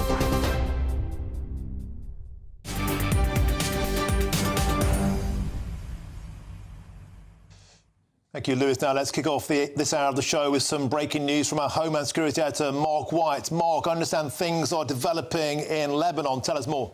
Well, very significant development this evening with a coordinated Israeli airstrike on the southern suburbs of the Lebanese capital, Beirut. You're looking at live shots over Beirut this evening, and the Israeli military confirming that the target of this was Hezbollah's central command in Beirut, and in particular the leader of Hezbollah, Hassan Nasrallah. So a very significant development.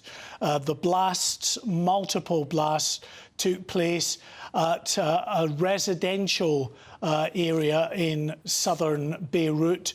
And we're told that, according to the Israeli military, this compound, this headquarters, was located buried deep underneath this residential area. Now, of course, being in a residential area, that, of course, will raise the spectre of civilian casualties. They were very powerful detonations, multiple explosions in short order in the southern suburbs of Beirut, targeting, as we say, Martin, the command and control, according to the IDF, of the Hezbollah terror group, and in particular the leader of Hezbollah, Hassan Nasrallah, who we've seen so many times, haven't we, Martin, with his bellicose speeches that he gives from deep in a compound, perhaps this particular compound in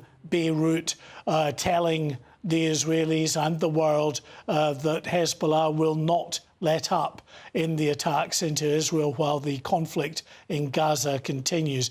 So a very significant development out of the Lebanese capital this evening. Multiple explosions in southern Beirut targeting Hezbollah's command and control centre, and in particular the Hezbollah leader Hassan Nasrallah.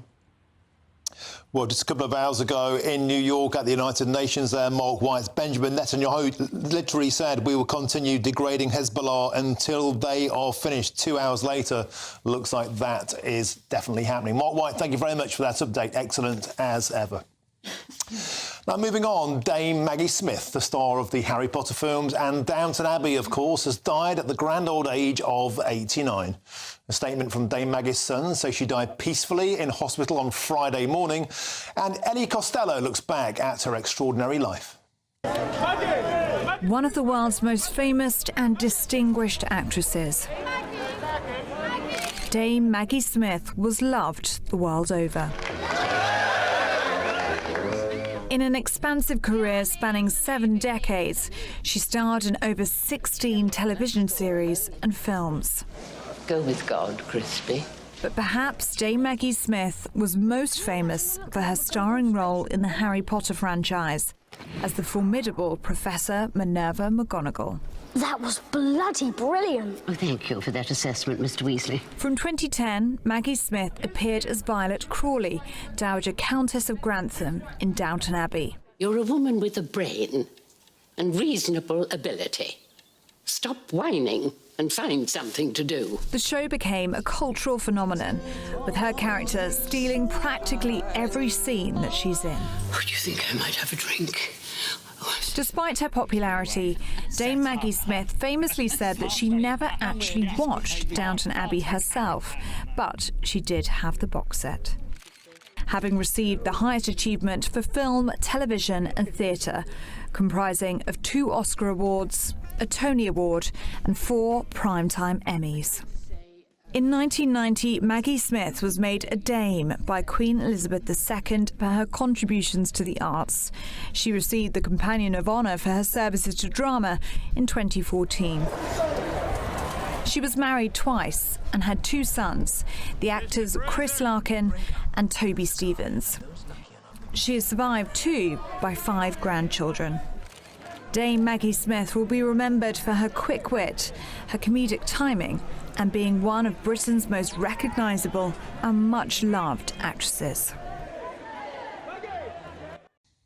Well, a magnificent career, and I'm now joined by the showbiz reporter Julie Ann Traynor in the studio to discuss. Julie, the thing that I love about Dame Maggie is that, you know, I grew up, I'm no spring chicken, I grew up with her on the screens when I was a kid. My kids now watch the Harry Potter films. They absolutely love Dame Maggie Smith, so just spanning literally generations with a majestic career.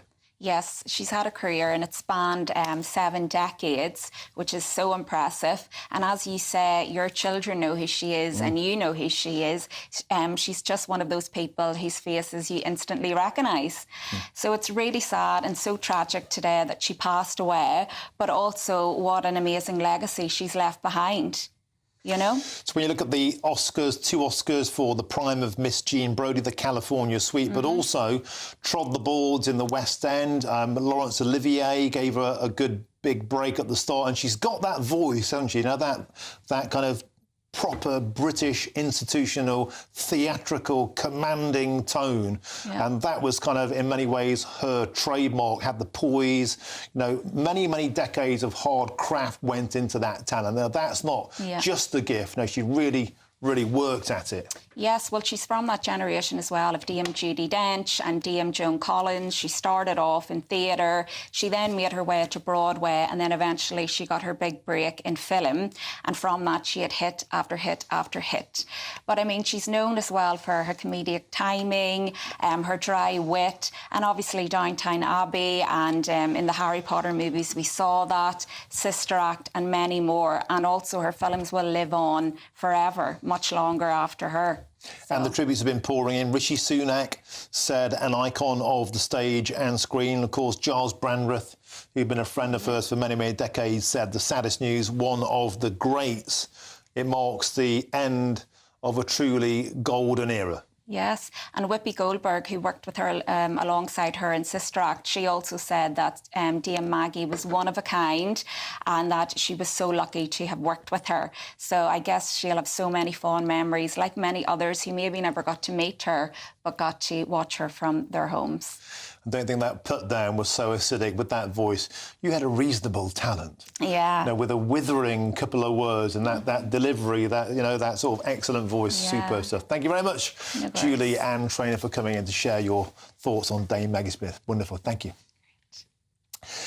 Now, Britain's youngest knife murderers, who were aged just 12 when they killed Sean Ceasahigh in a brutal machete attack, have both been sentenced at Nottingham Crown Court to life with a minimum term of just 8 years and 6 months. And let's cross now to Nottingham Crown Court and get the latest with GBNews reporter Jack Carson. Jack, a lot of people were absolutely flabbergasted by what they see as a very, very lenient sentence that was sent down to these two boys, and I believe actually the family have just issued a statement recently echoing that sentiment.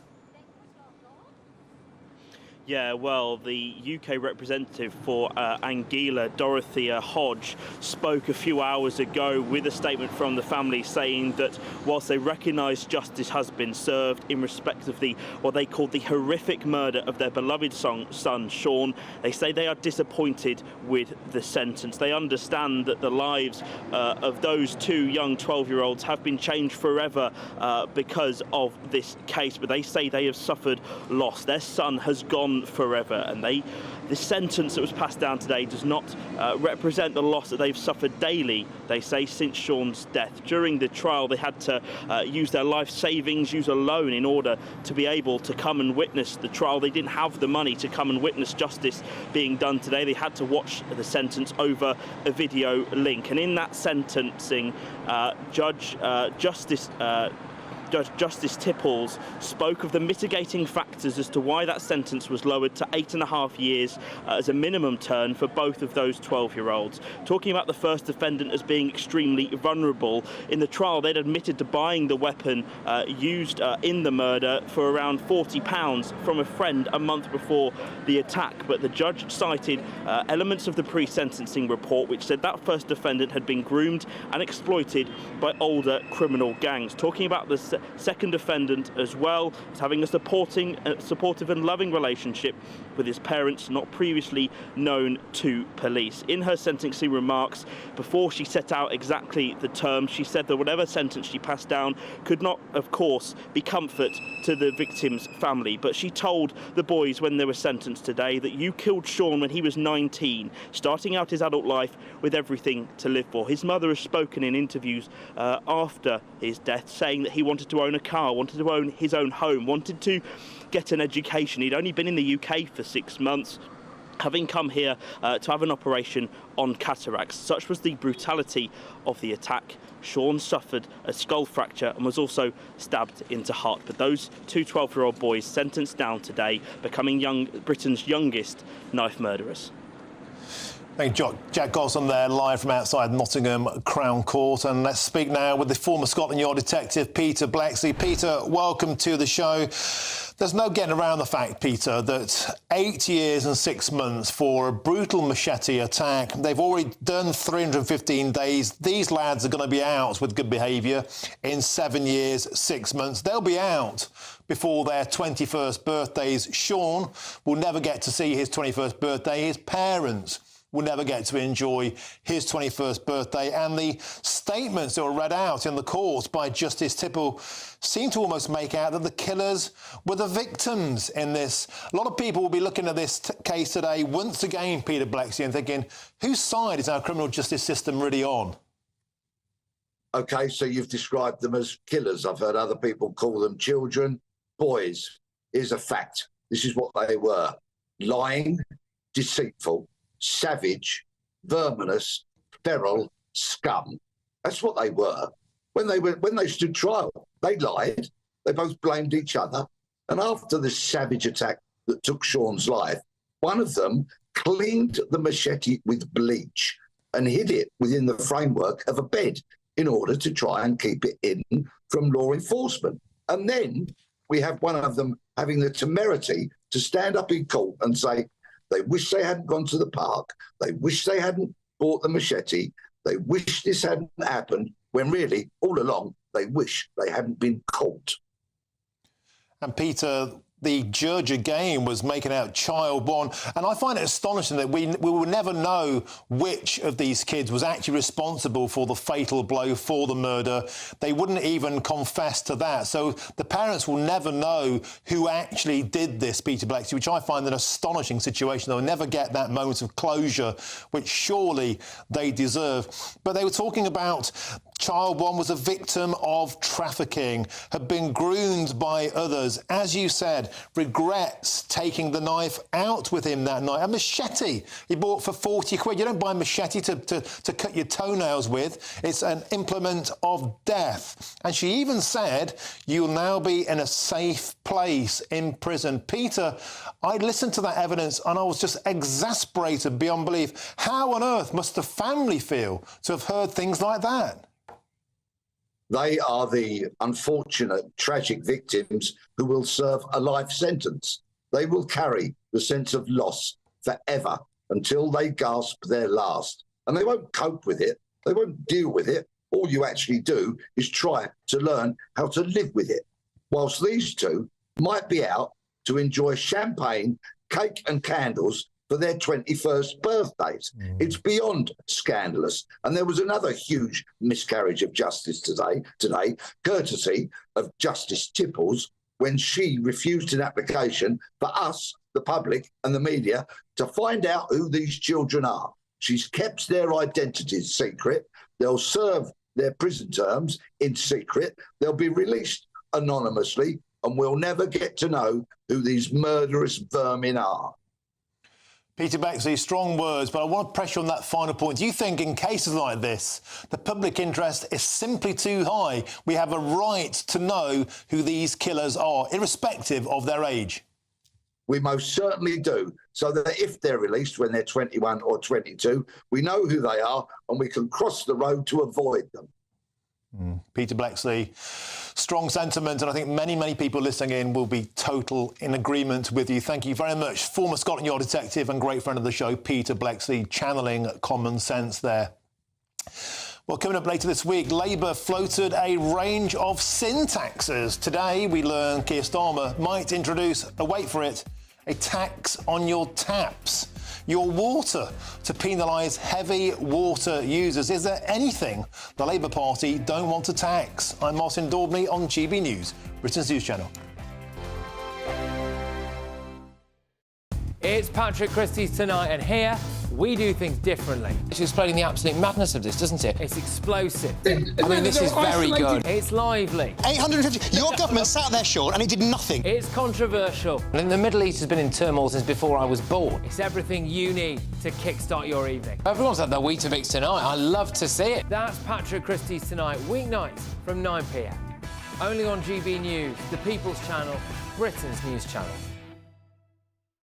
Every Sunday from 11, join Michael Portillo. There will be topical discussion, looking at the week before and the week to come. So kick back and relax at 11 a.m. on Sundays on GB News with me, Michael Portillo. GB News, the People's Channel, Britain's news channel.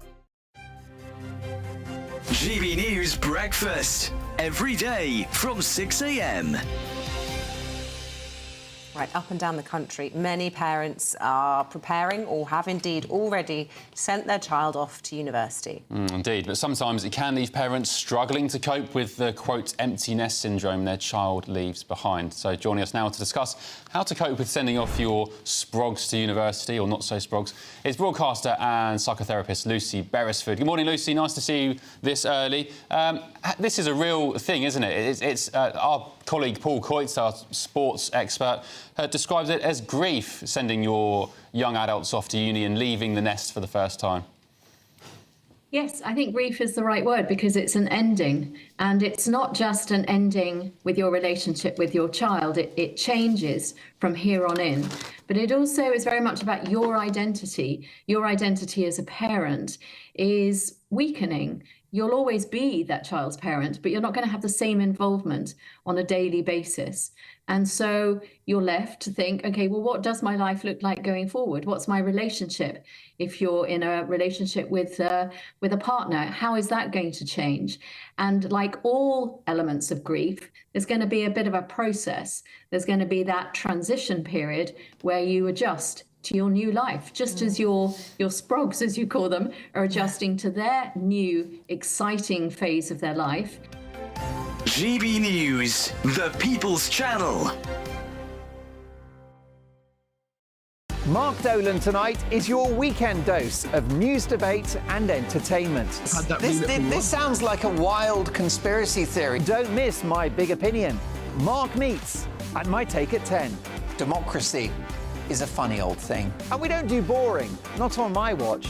I just won't have it. Let's go and get another glass of that bubbly. You've earned it. That's Mark Dolan tonight, Saturday and Sunday, 9 to 11, only on GB News, the People's Channel, Britain's news channel.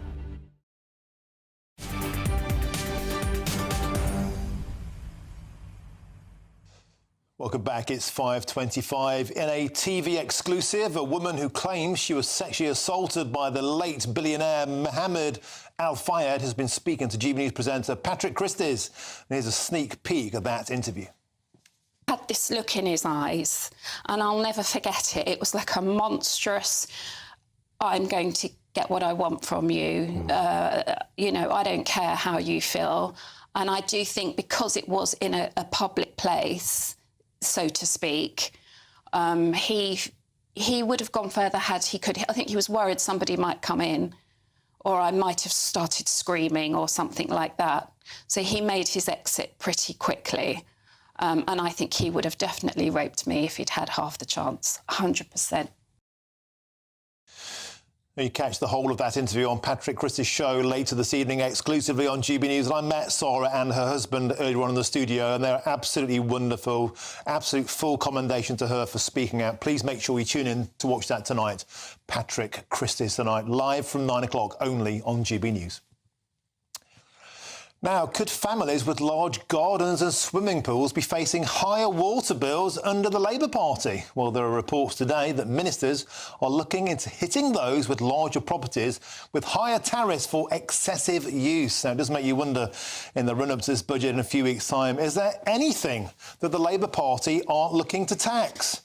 Well, joining me now to discuss this is William Yarwood from the Taxpayers Alliance, or should that be the TAP Taxpayers Alliance? William, welcome to the show. It's astonishing. Like, we've already got water meters. People that use a lot of water already pay a lot of tax. What on earth are the Labour Party playing at? Well, good afternoon, Martin, and thanks for having me on the show. And yeah, what are they playing at? And the answer is they just simply want to squeeze as much money out of the British people as they possibly can. But the interesting thing with this is Starmer and Reeves are clearly, playing around in the background, thinking about what they can tax and what they can't tax. And in the conclusions that they're coming to is actually the tax burden in this country isn't high enough. We at the TPA have been banging our heads for many years now about the current tax burden we have in the UK, which is at a 70-year high. And by the end of this decade, that's going to reach an 80-year high. And, what else are they asking? It could be far worse than that if Keir Starmer and Reeves keep taxing British people on anything that they like and want to do. And you see, William, the whole thing about this is it's one of those dreaded stealth taxes. And we've seen it before. Jeremy Corbyn tried to introduce the garden tax. If you can afford a big garden, we're going to tax you on that. Sadiq Khan floated the idea of a patio tax. If you can afford to patio your garden or put a nice drive out front or build an extension, well, you can afford a tax, because guess what? It might affect the water flow. Of course, climate change, there's another tax. These are all just modern forms of daylight robbery, aren't they? They're literally trying to tax us for things we have to use. If you can afford it, if you've got a few bob, they're going to take it off you anyway. Yeah, completely, Martin. And actually, on a deeper level, I think it's just a classic form of socialist class warfare. Is if you have a nice thing, like if you have a swimming pool in your backyard, which, by the way, Martin, many people in this country simply don't have due to the fact that there's not enough space. But if you do, well, I'm afraid you need to be taxed on that. If you have a large garden and, use your hose to, water plants or water leaves or whatever it might be, they'll go, oh, sorry, mate, you can't be doing that because I need to tax you for it. So it's just a classic form of Labour's socialist class warfare, which is hitting people for, having nicer things. And quite frankly, I don't think that's what this country should be. And William, we've also seen this week the idea of taxes being floated, sin taxes, the idea of putting more tax on alcohol duty, on beer, on cider, on spirits, on smoking, on fun, on life. It just seems to be a direction of travel that we're going to be taxed to the hilt by this new Puritan Labour Party. If you're having a bit of fun, we're going to tax you for it, because guess what? It's not good for you. Yeah, completely. And it's not the job of the government to tell us what we can or cannot do with the bodies and what we can and cannot enjoy. I mean, the Labour Party, it doesn't seem to care that British hospitality is on its knees already and has been since the pandemic, with record numbers of nightclubs, pubs and the like closing down. And with these new proposed increases on alcohol duty or the potential banning of smoking from outside pubs and restaurants, all they want to do is drive these things into the ground so that you have nowhere to have fun, nowhere to eat, nowhere to drink, nowhere to smoke, so you can just sit at home and be miserable. And quite frankly, the British people need to stand up and completely reject this nonsense. What a dismal, dystopian future. William Yorwood, we need to just get in the pub and have a fag later on, don't we, together? Thank you very much for joining us from the Taxpayers Alliance. William Yorwood, excellent as ever. Thank you. It's time now for the Great British Giveaway now, and the biggest cash prize that we've ever given away here at GB News. £36,000 could be yours. And that's like having an extra £3 grand totally tax-free in your bank account each and every month for an entire year. Now, here's all the details that you need for a chance to make it yours. And good luck. Good luck, fill your boots. Now, there's lots more still to come between now and 6 o'clock, including claims that Google is tampering with democracy, as a research centre says that the search engine favours Kamala Harris articles ahead of Donald Trump ones. Are they trying to fix the US presidential election? But first, here's your latest news headlines with Lewis Mackenzie.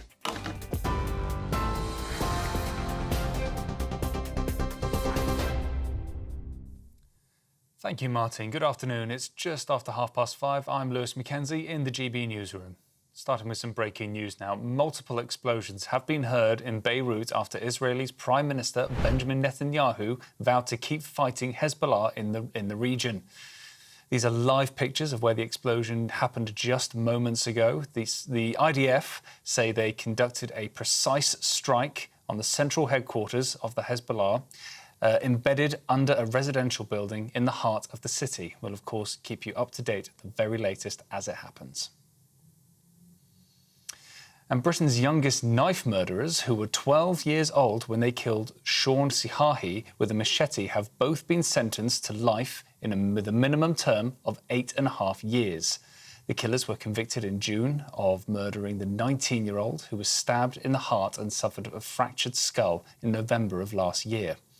They're the youngest convicted murderers in the UK since Jamie Bolger's killers, Robert Thompson and John Venables, back in 1993. More than 108 flood warnings are in place across England days after some heavy rain. Images posted on social media also show tracks at a station in Shropshire completely submerged. The Met Office says northern parts of central England and Wales are the hardest hit. And Dame Maggie Smith, known for the Harry Potter films and Downton Abbey, has died at the age of 89. Her family released a statement saying she passed away peacefully in hospital earlier this morning. She leaves 2 sons and 5 loving grandchildren who were devastated by the loss of their extraordinary mother and grandmother. Well, those are your latest GB News headlines. I'm Lewis Mackenzie. More from me in half an hour. For the very latest GB News direct to your smartphone, sign up to News Alerts by scanning the QR code or go to gbnews.com/alerts.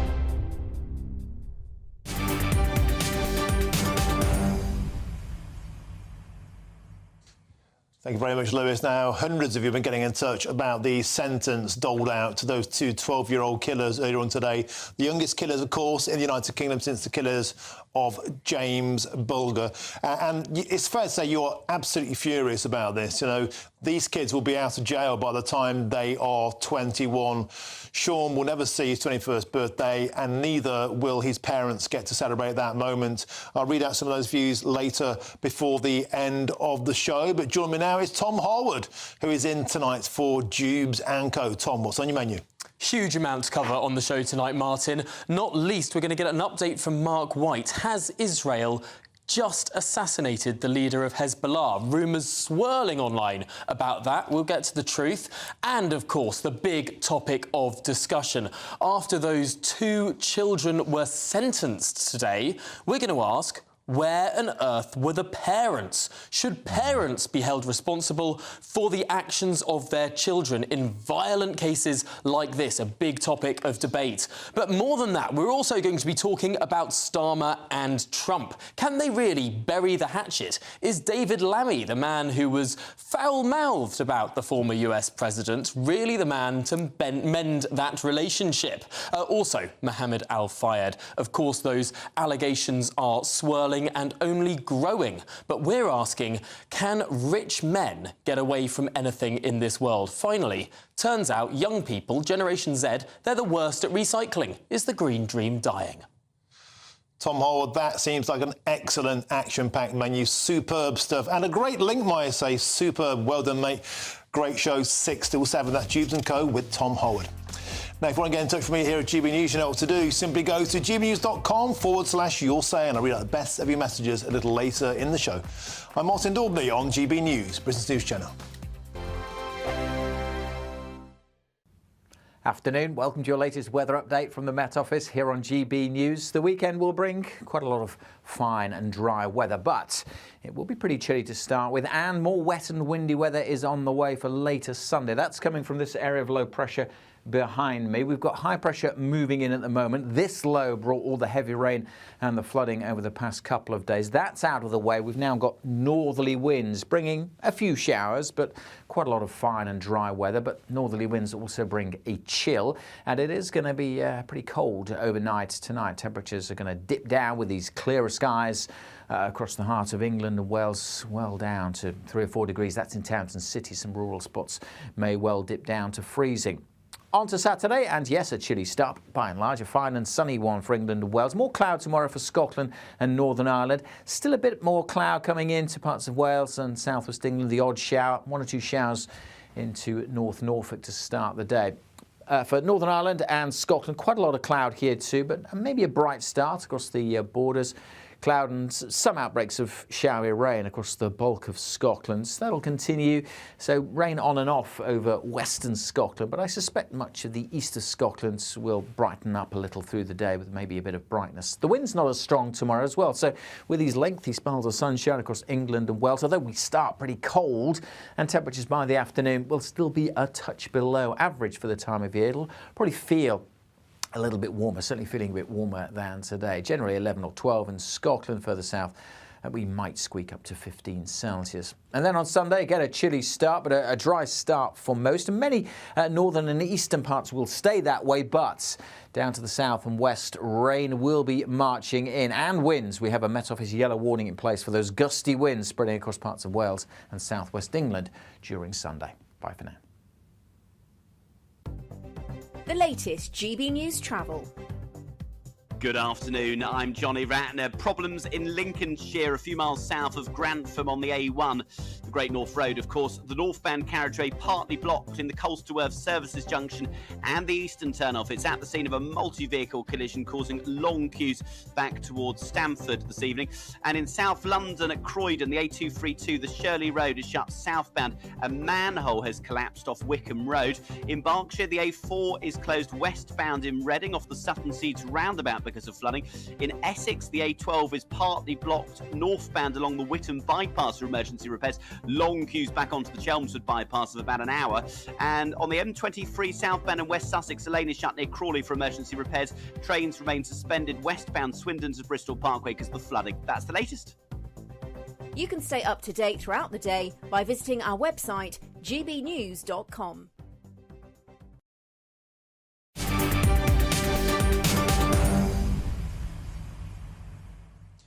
Welcome back. It's 5:39. I'm Martin Daubney on GB News. Now, a study by the Media Research Centre in America claims that Google is favouring Vice President Kamala Harris in search results over Donald Trump, promoting left-leaning articles ahead of Trump's campaign websites. Now, the study argues that this bias could influence voters, as an increasing number of Americans rely, of course, on search engines for their political news. It's an astonishing story.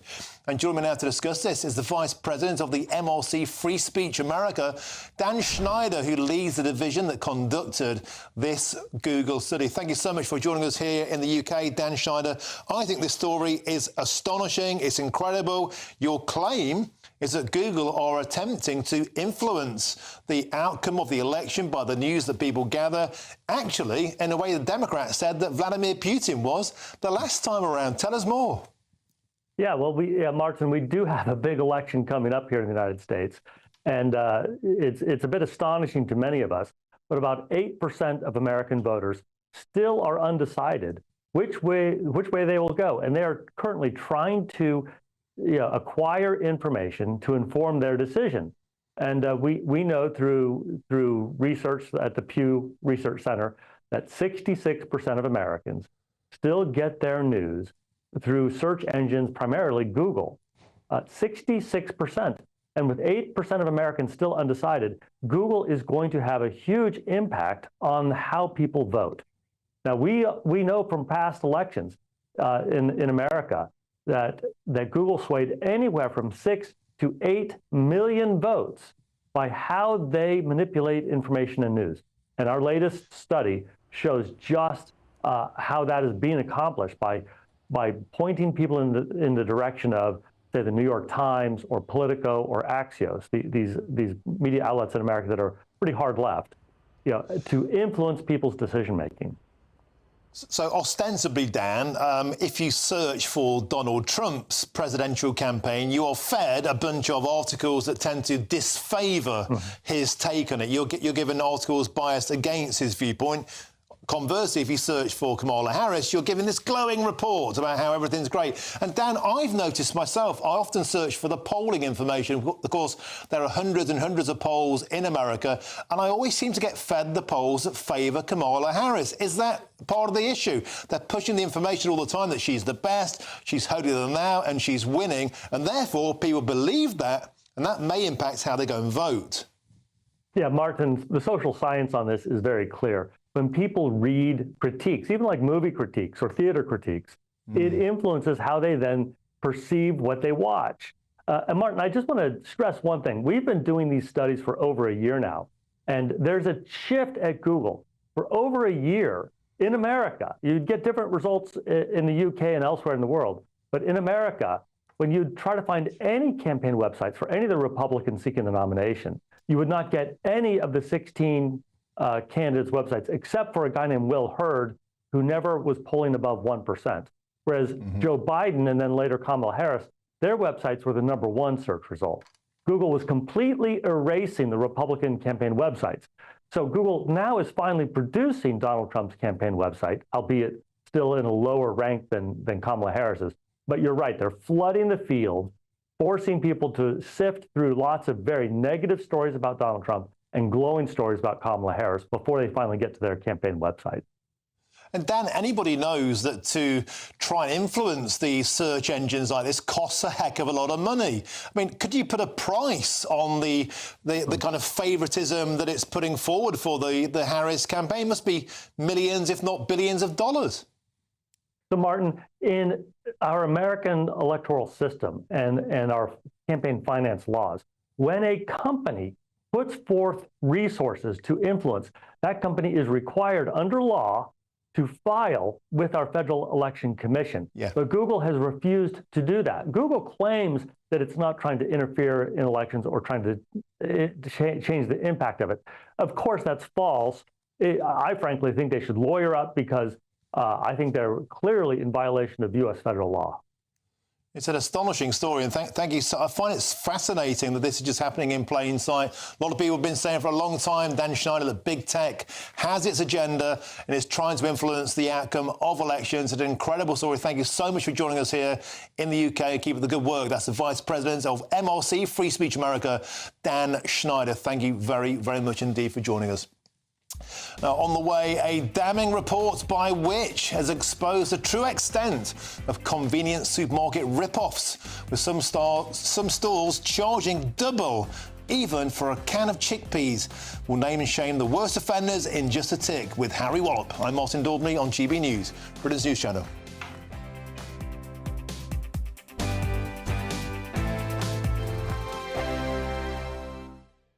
Hi there, I'm Michelle Dewberry, and I'm going to take a second to tell you all about my show, Dubes & Co. We start off with the issues of the day. We then bring in both sides of the argument. We get rid of the disrespect. And then you throw me into the mix. And trust me, I'll tell it exactly how it is. And then, of course, the magic ingredient, you at home. We mix it all together, and what have we got? In my opinion, the best debate show in town. Monday to Friday, 6 till 7 on GB News, Britain's news channel. This is GB News, Britain's news channel. The Sleep Report 2024 is based on a comprehensive survey conducted all across the country, and the report found that over half the population, get this, falls short of the recommended 7+ hours of required sleep each night. And shockingly, 1 in 4 of us is getting 5 hours or less. And that includes you, doesn't it? Yes, I'm very bad at sleep. 4 or 5, I'd say. That's A bit like awful. Maggie Thatcher. What would you get on average? I'd say at least 6. 7 probably average. That's probably not good. I think you probably need 8. Well, almost half of Brits rate their sleep quality as 5 out of 10 or lower. Dr Manesh Shah and Dr Sita Shah joins us now to tell us all about the sleep and how Brits are struggling. Good morning to you both. Morning. First questions to you both. How many hours do you both get?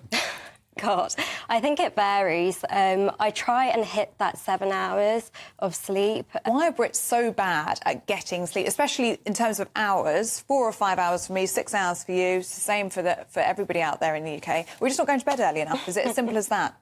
Or is it slightly more complicated? Yeah, so I think the key is to establish a good routine. So waking up at the same time every day, making sure that you're going to sleep at the same time every day, and being quite sort of rigid and strict with yourself when it comes to those timings. And also, it's not just the length of, I get, say, 7 hours, it's the quality, isn't it? You've got different phases of sleep. Yeah. Just explain those. Is it, as far as I remember, REM, deep sleep? Just tell us about that. Correct, yeah. So essentially there's 4 stages to sleep. So there's stage 1 and stage 2, which are your lighter stages of sleep. Then stage 3 is your deeper sleep. And then you've got the stage 4, which is your REM. Which is a rapid eye movement stage. And it's these stage 3 and the REM sleep which is really, really important for restorative and regenerative sleep. GB News, the People's Channel. Welcome to State of the Nation, daily plunge into the stories shaping our country. I'm Jacob Rees-Mogg, and Monday to Thursday we bring you the insights, the facts, the truth about how our country is being governed. Because what happens in Downing Street matters down your street. Tune in to State of the Nation every Monday to Thursday, 8 to 9 o'clock. Only on GB News, the People's Channel, Britain's news channel.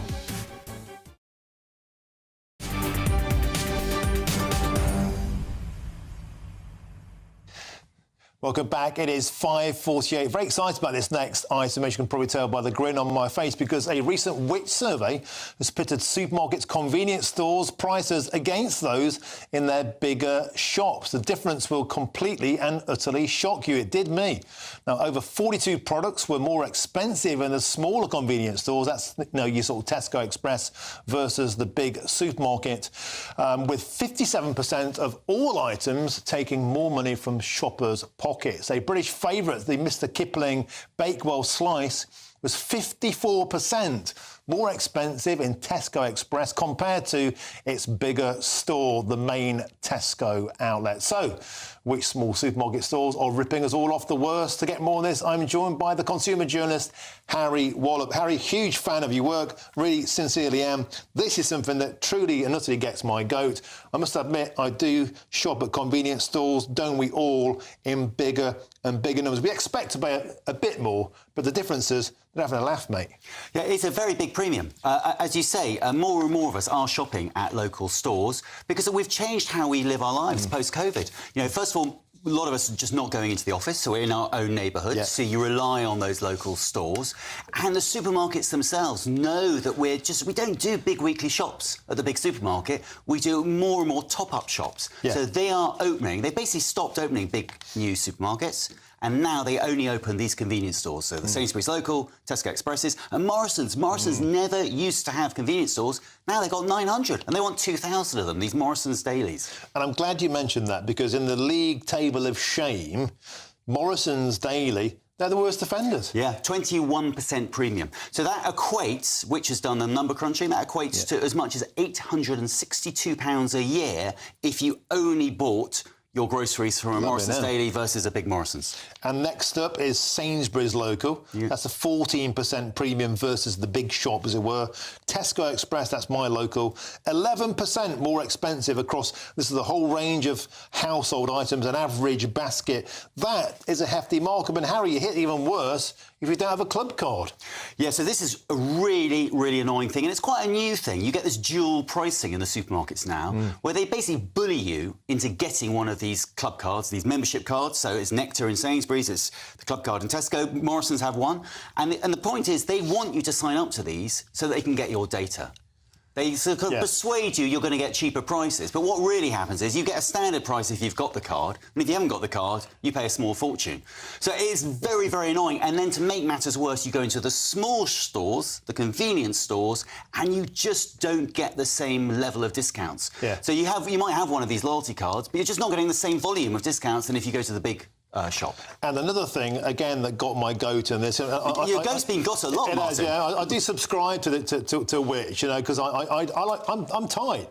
I like to save money. I take great joy in saving money. Another thing that got my goat is that 50% of Brits now shop at these stores at least once per week. As you said, it's a part of our lives.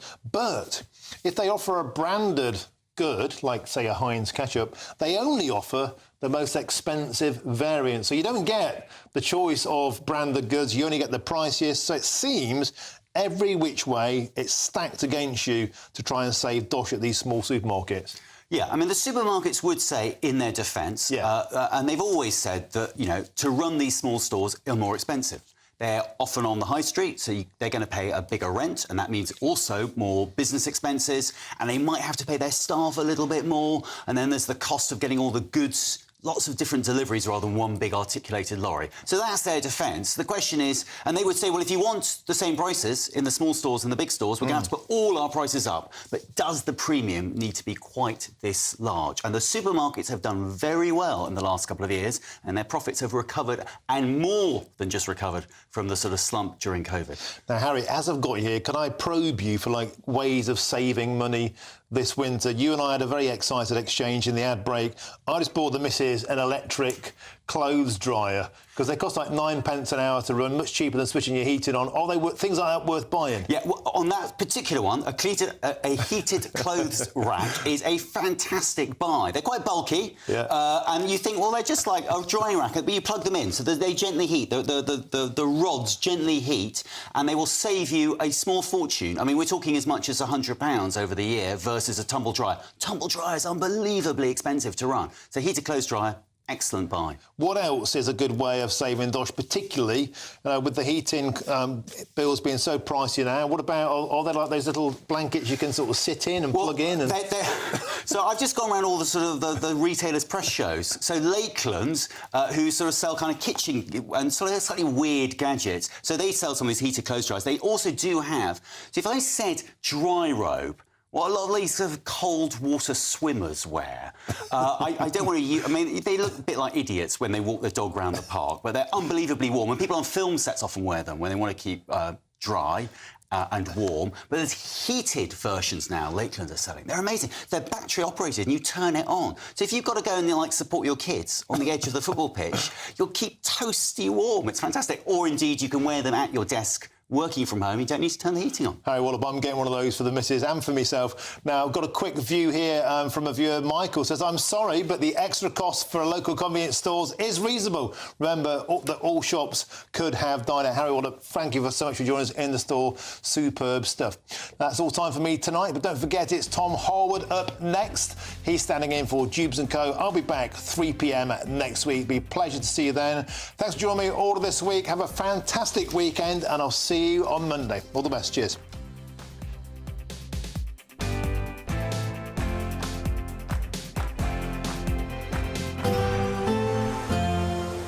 Looks like things are heating up. Boxed boilers, sponsors of weather on GB News.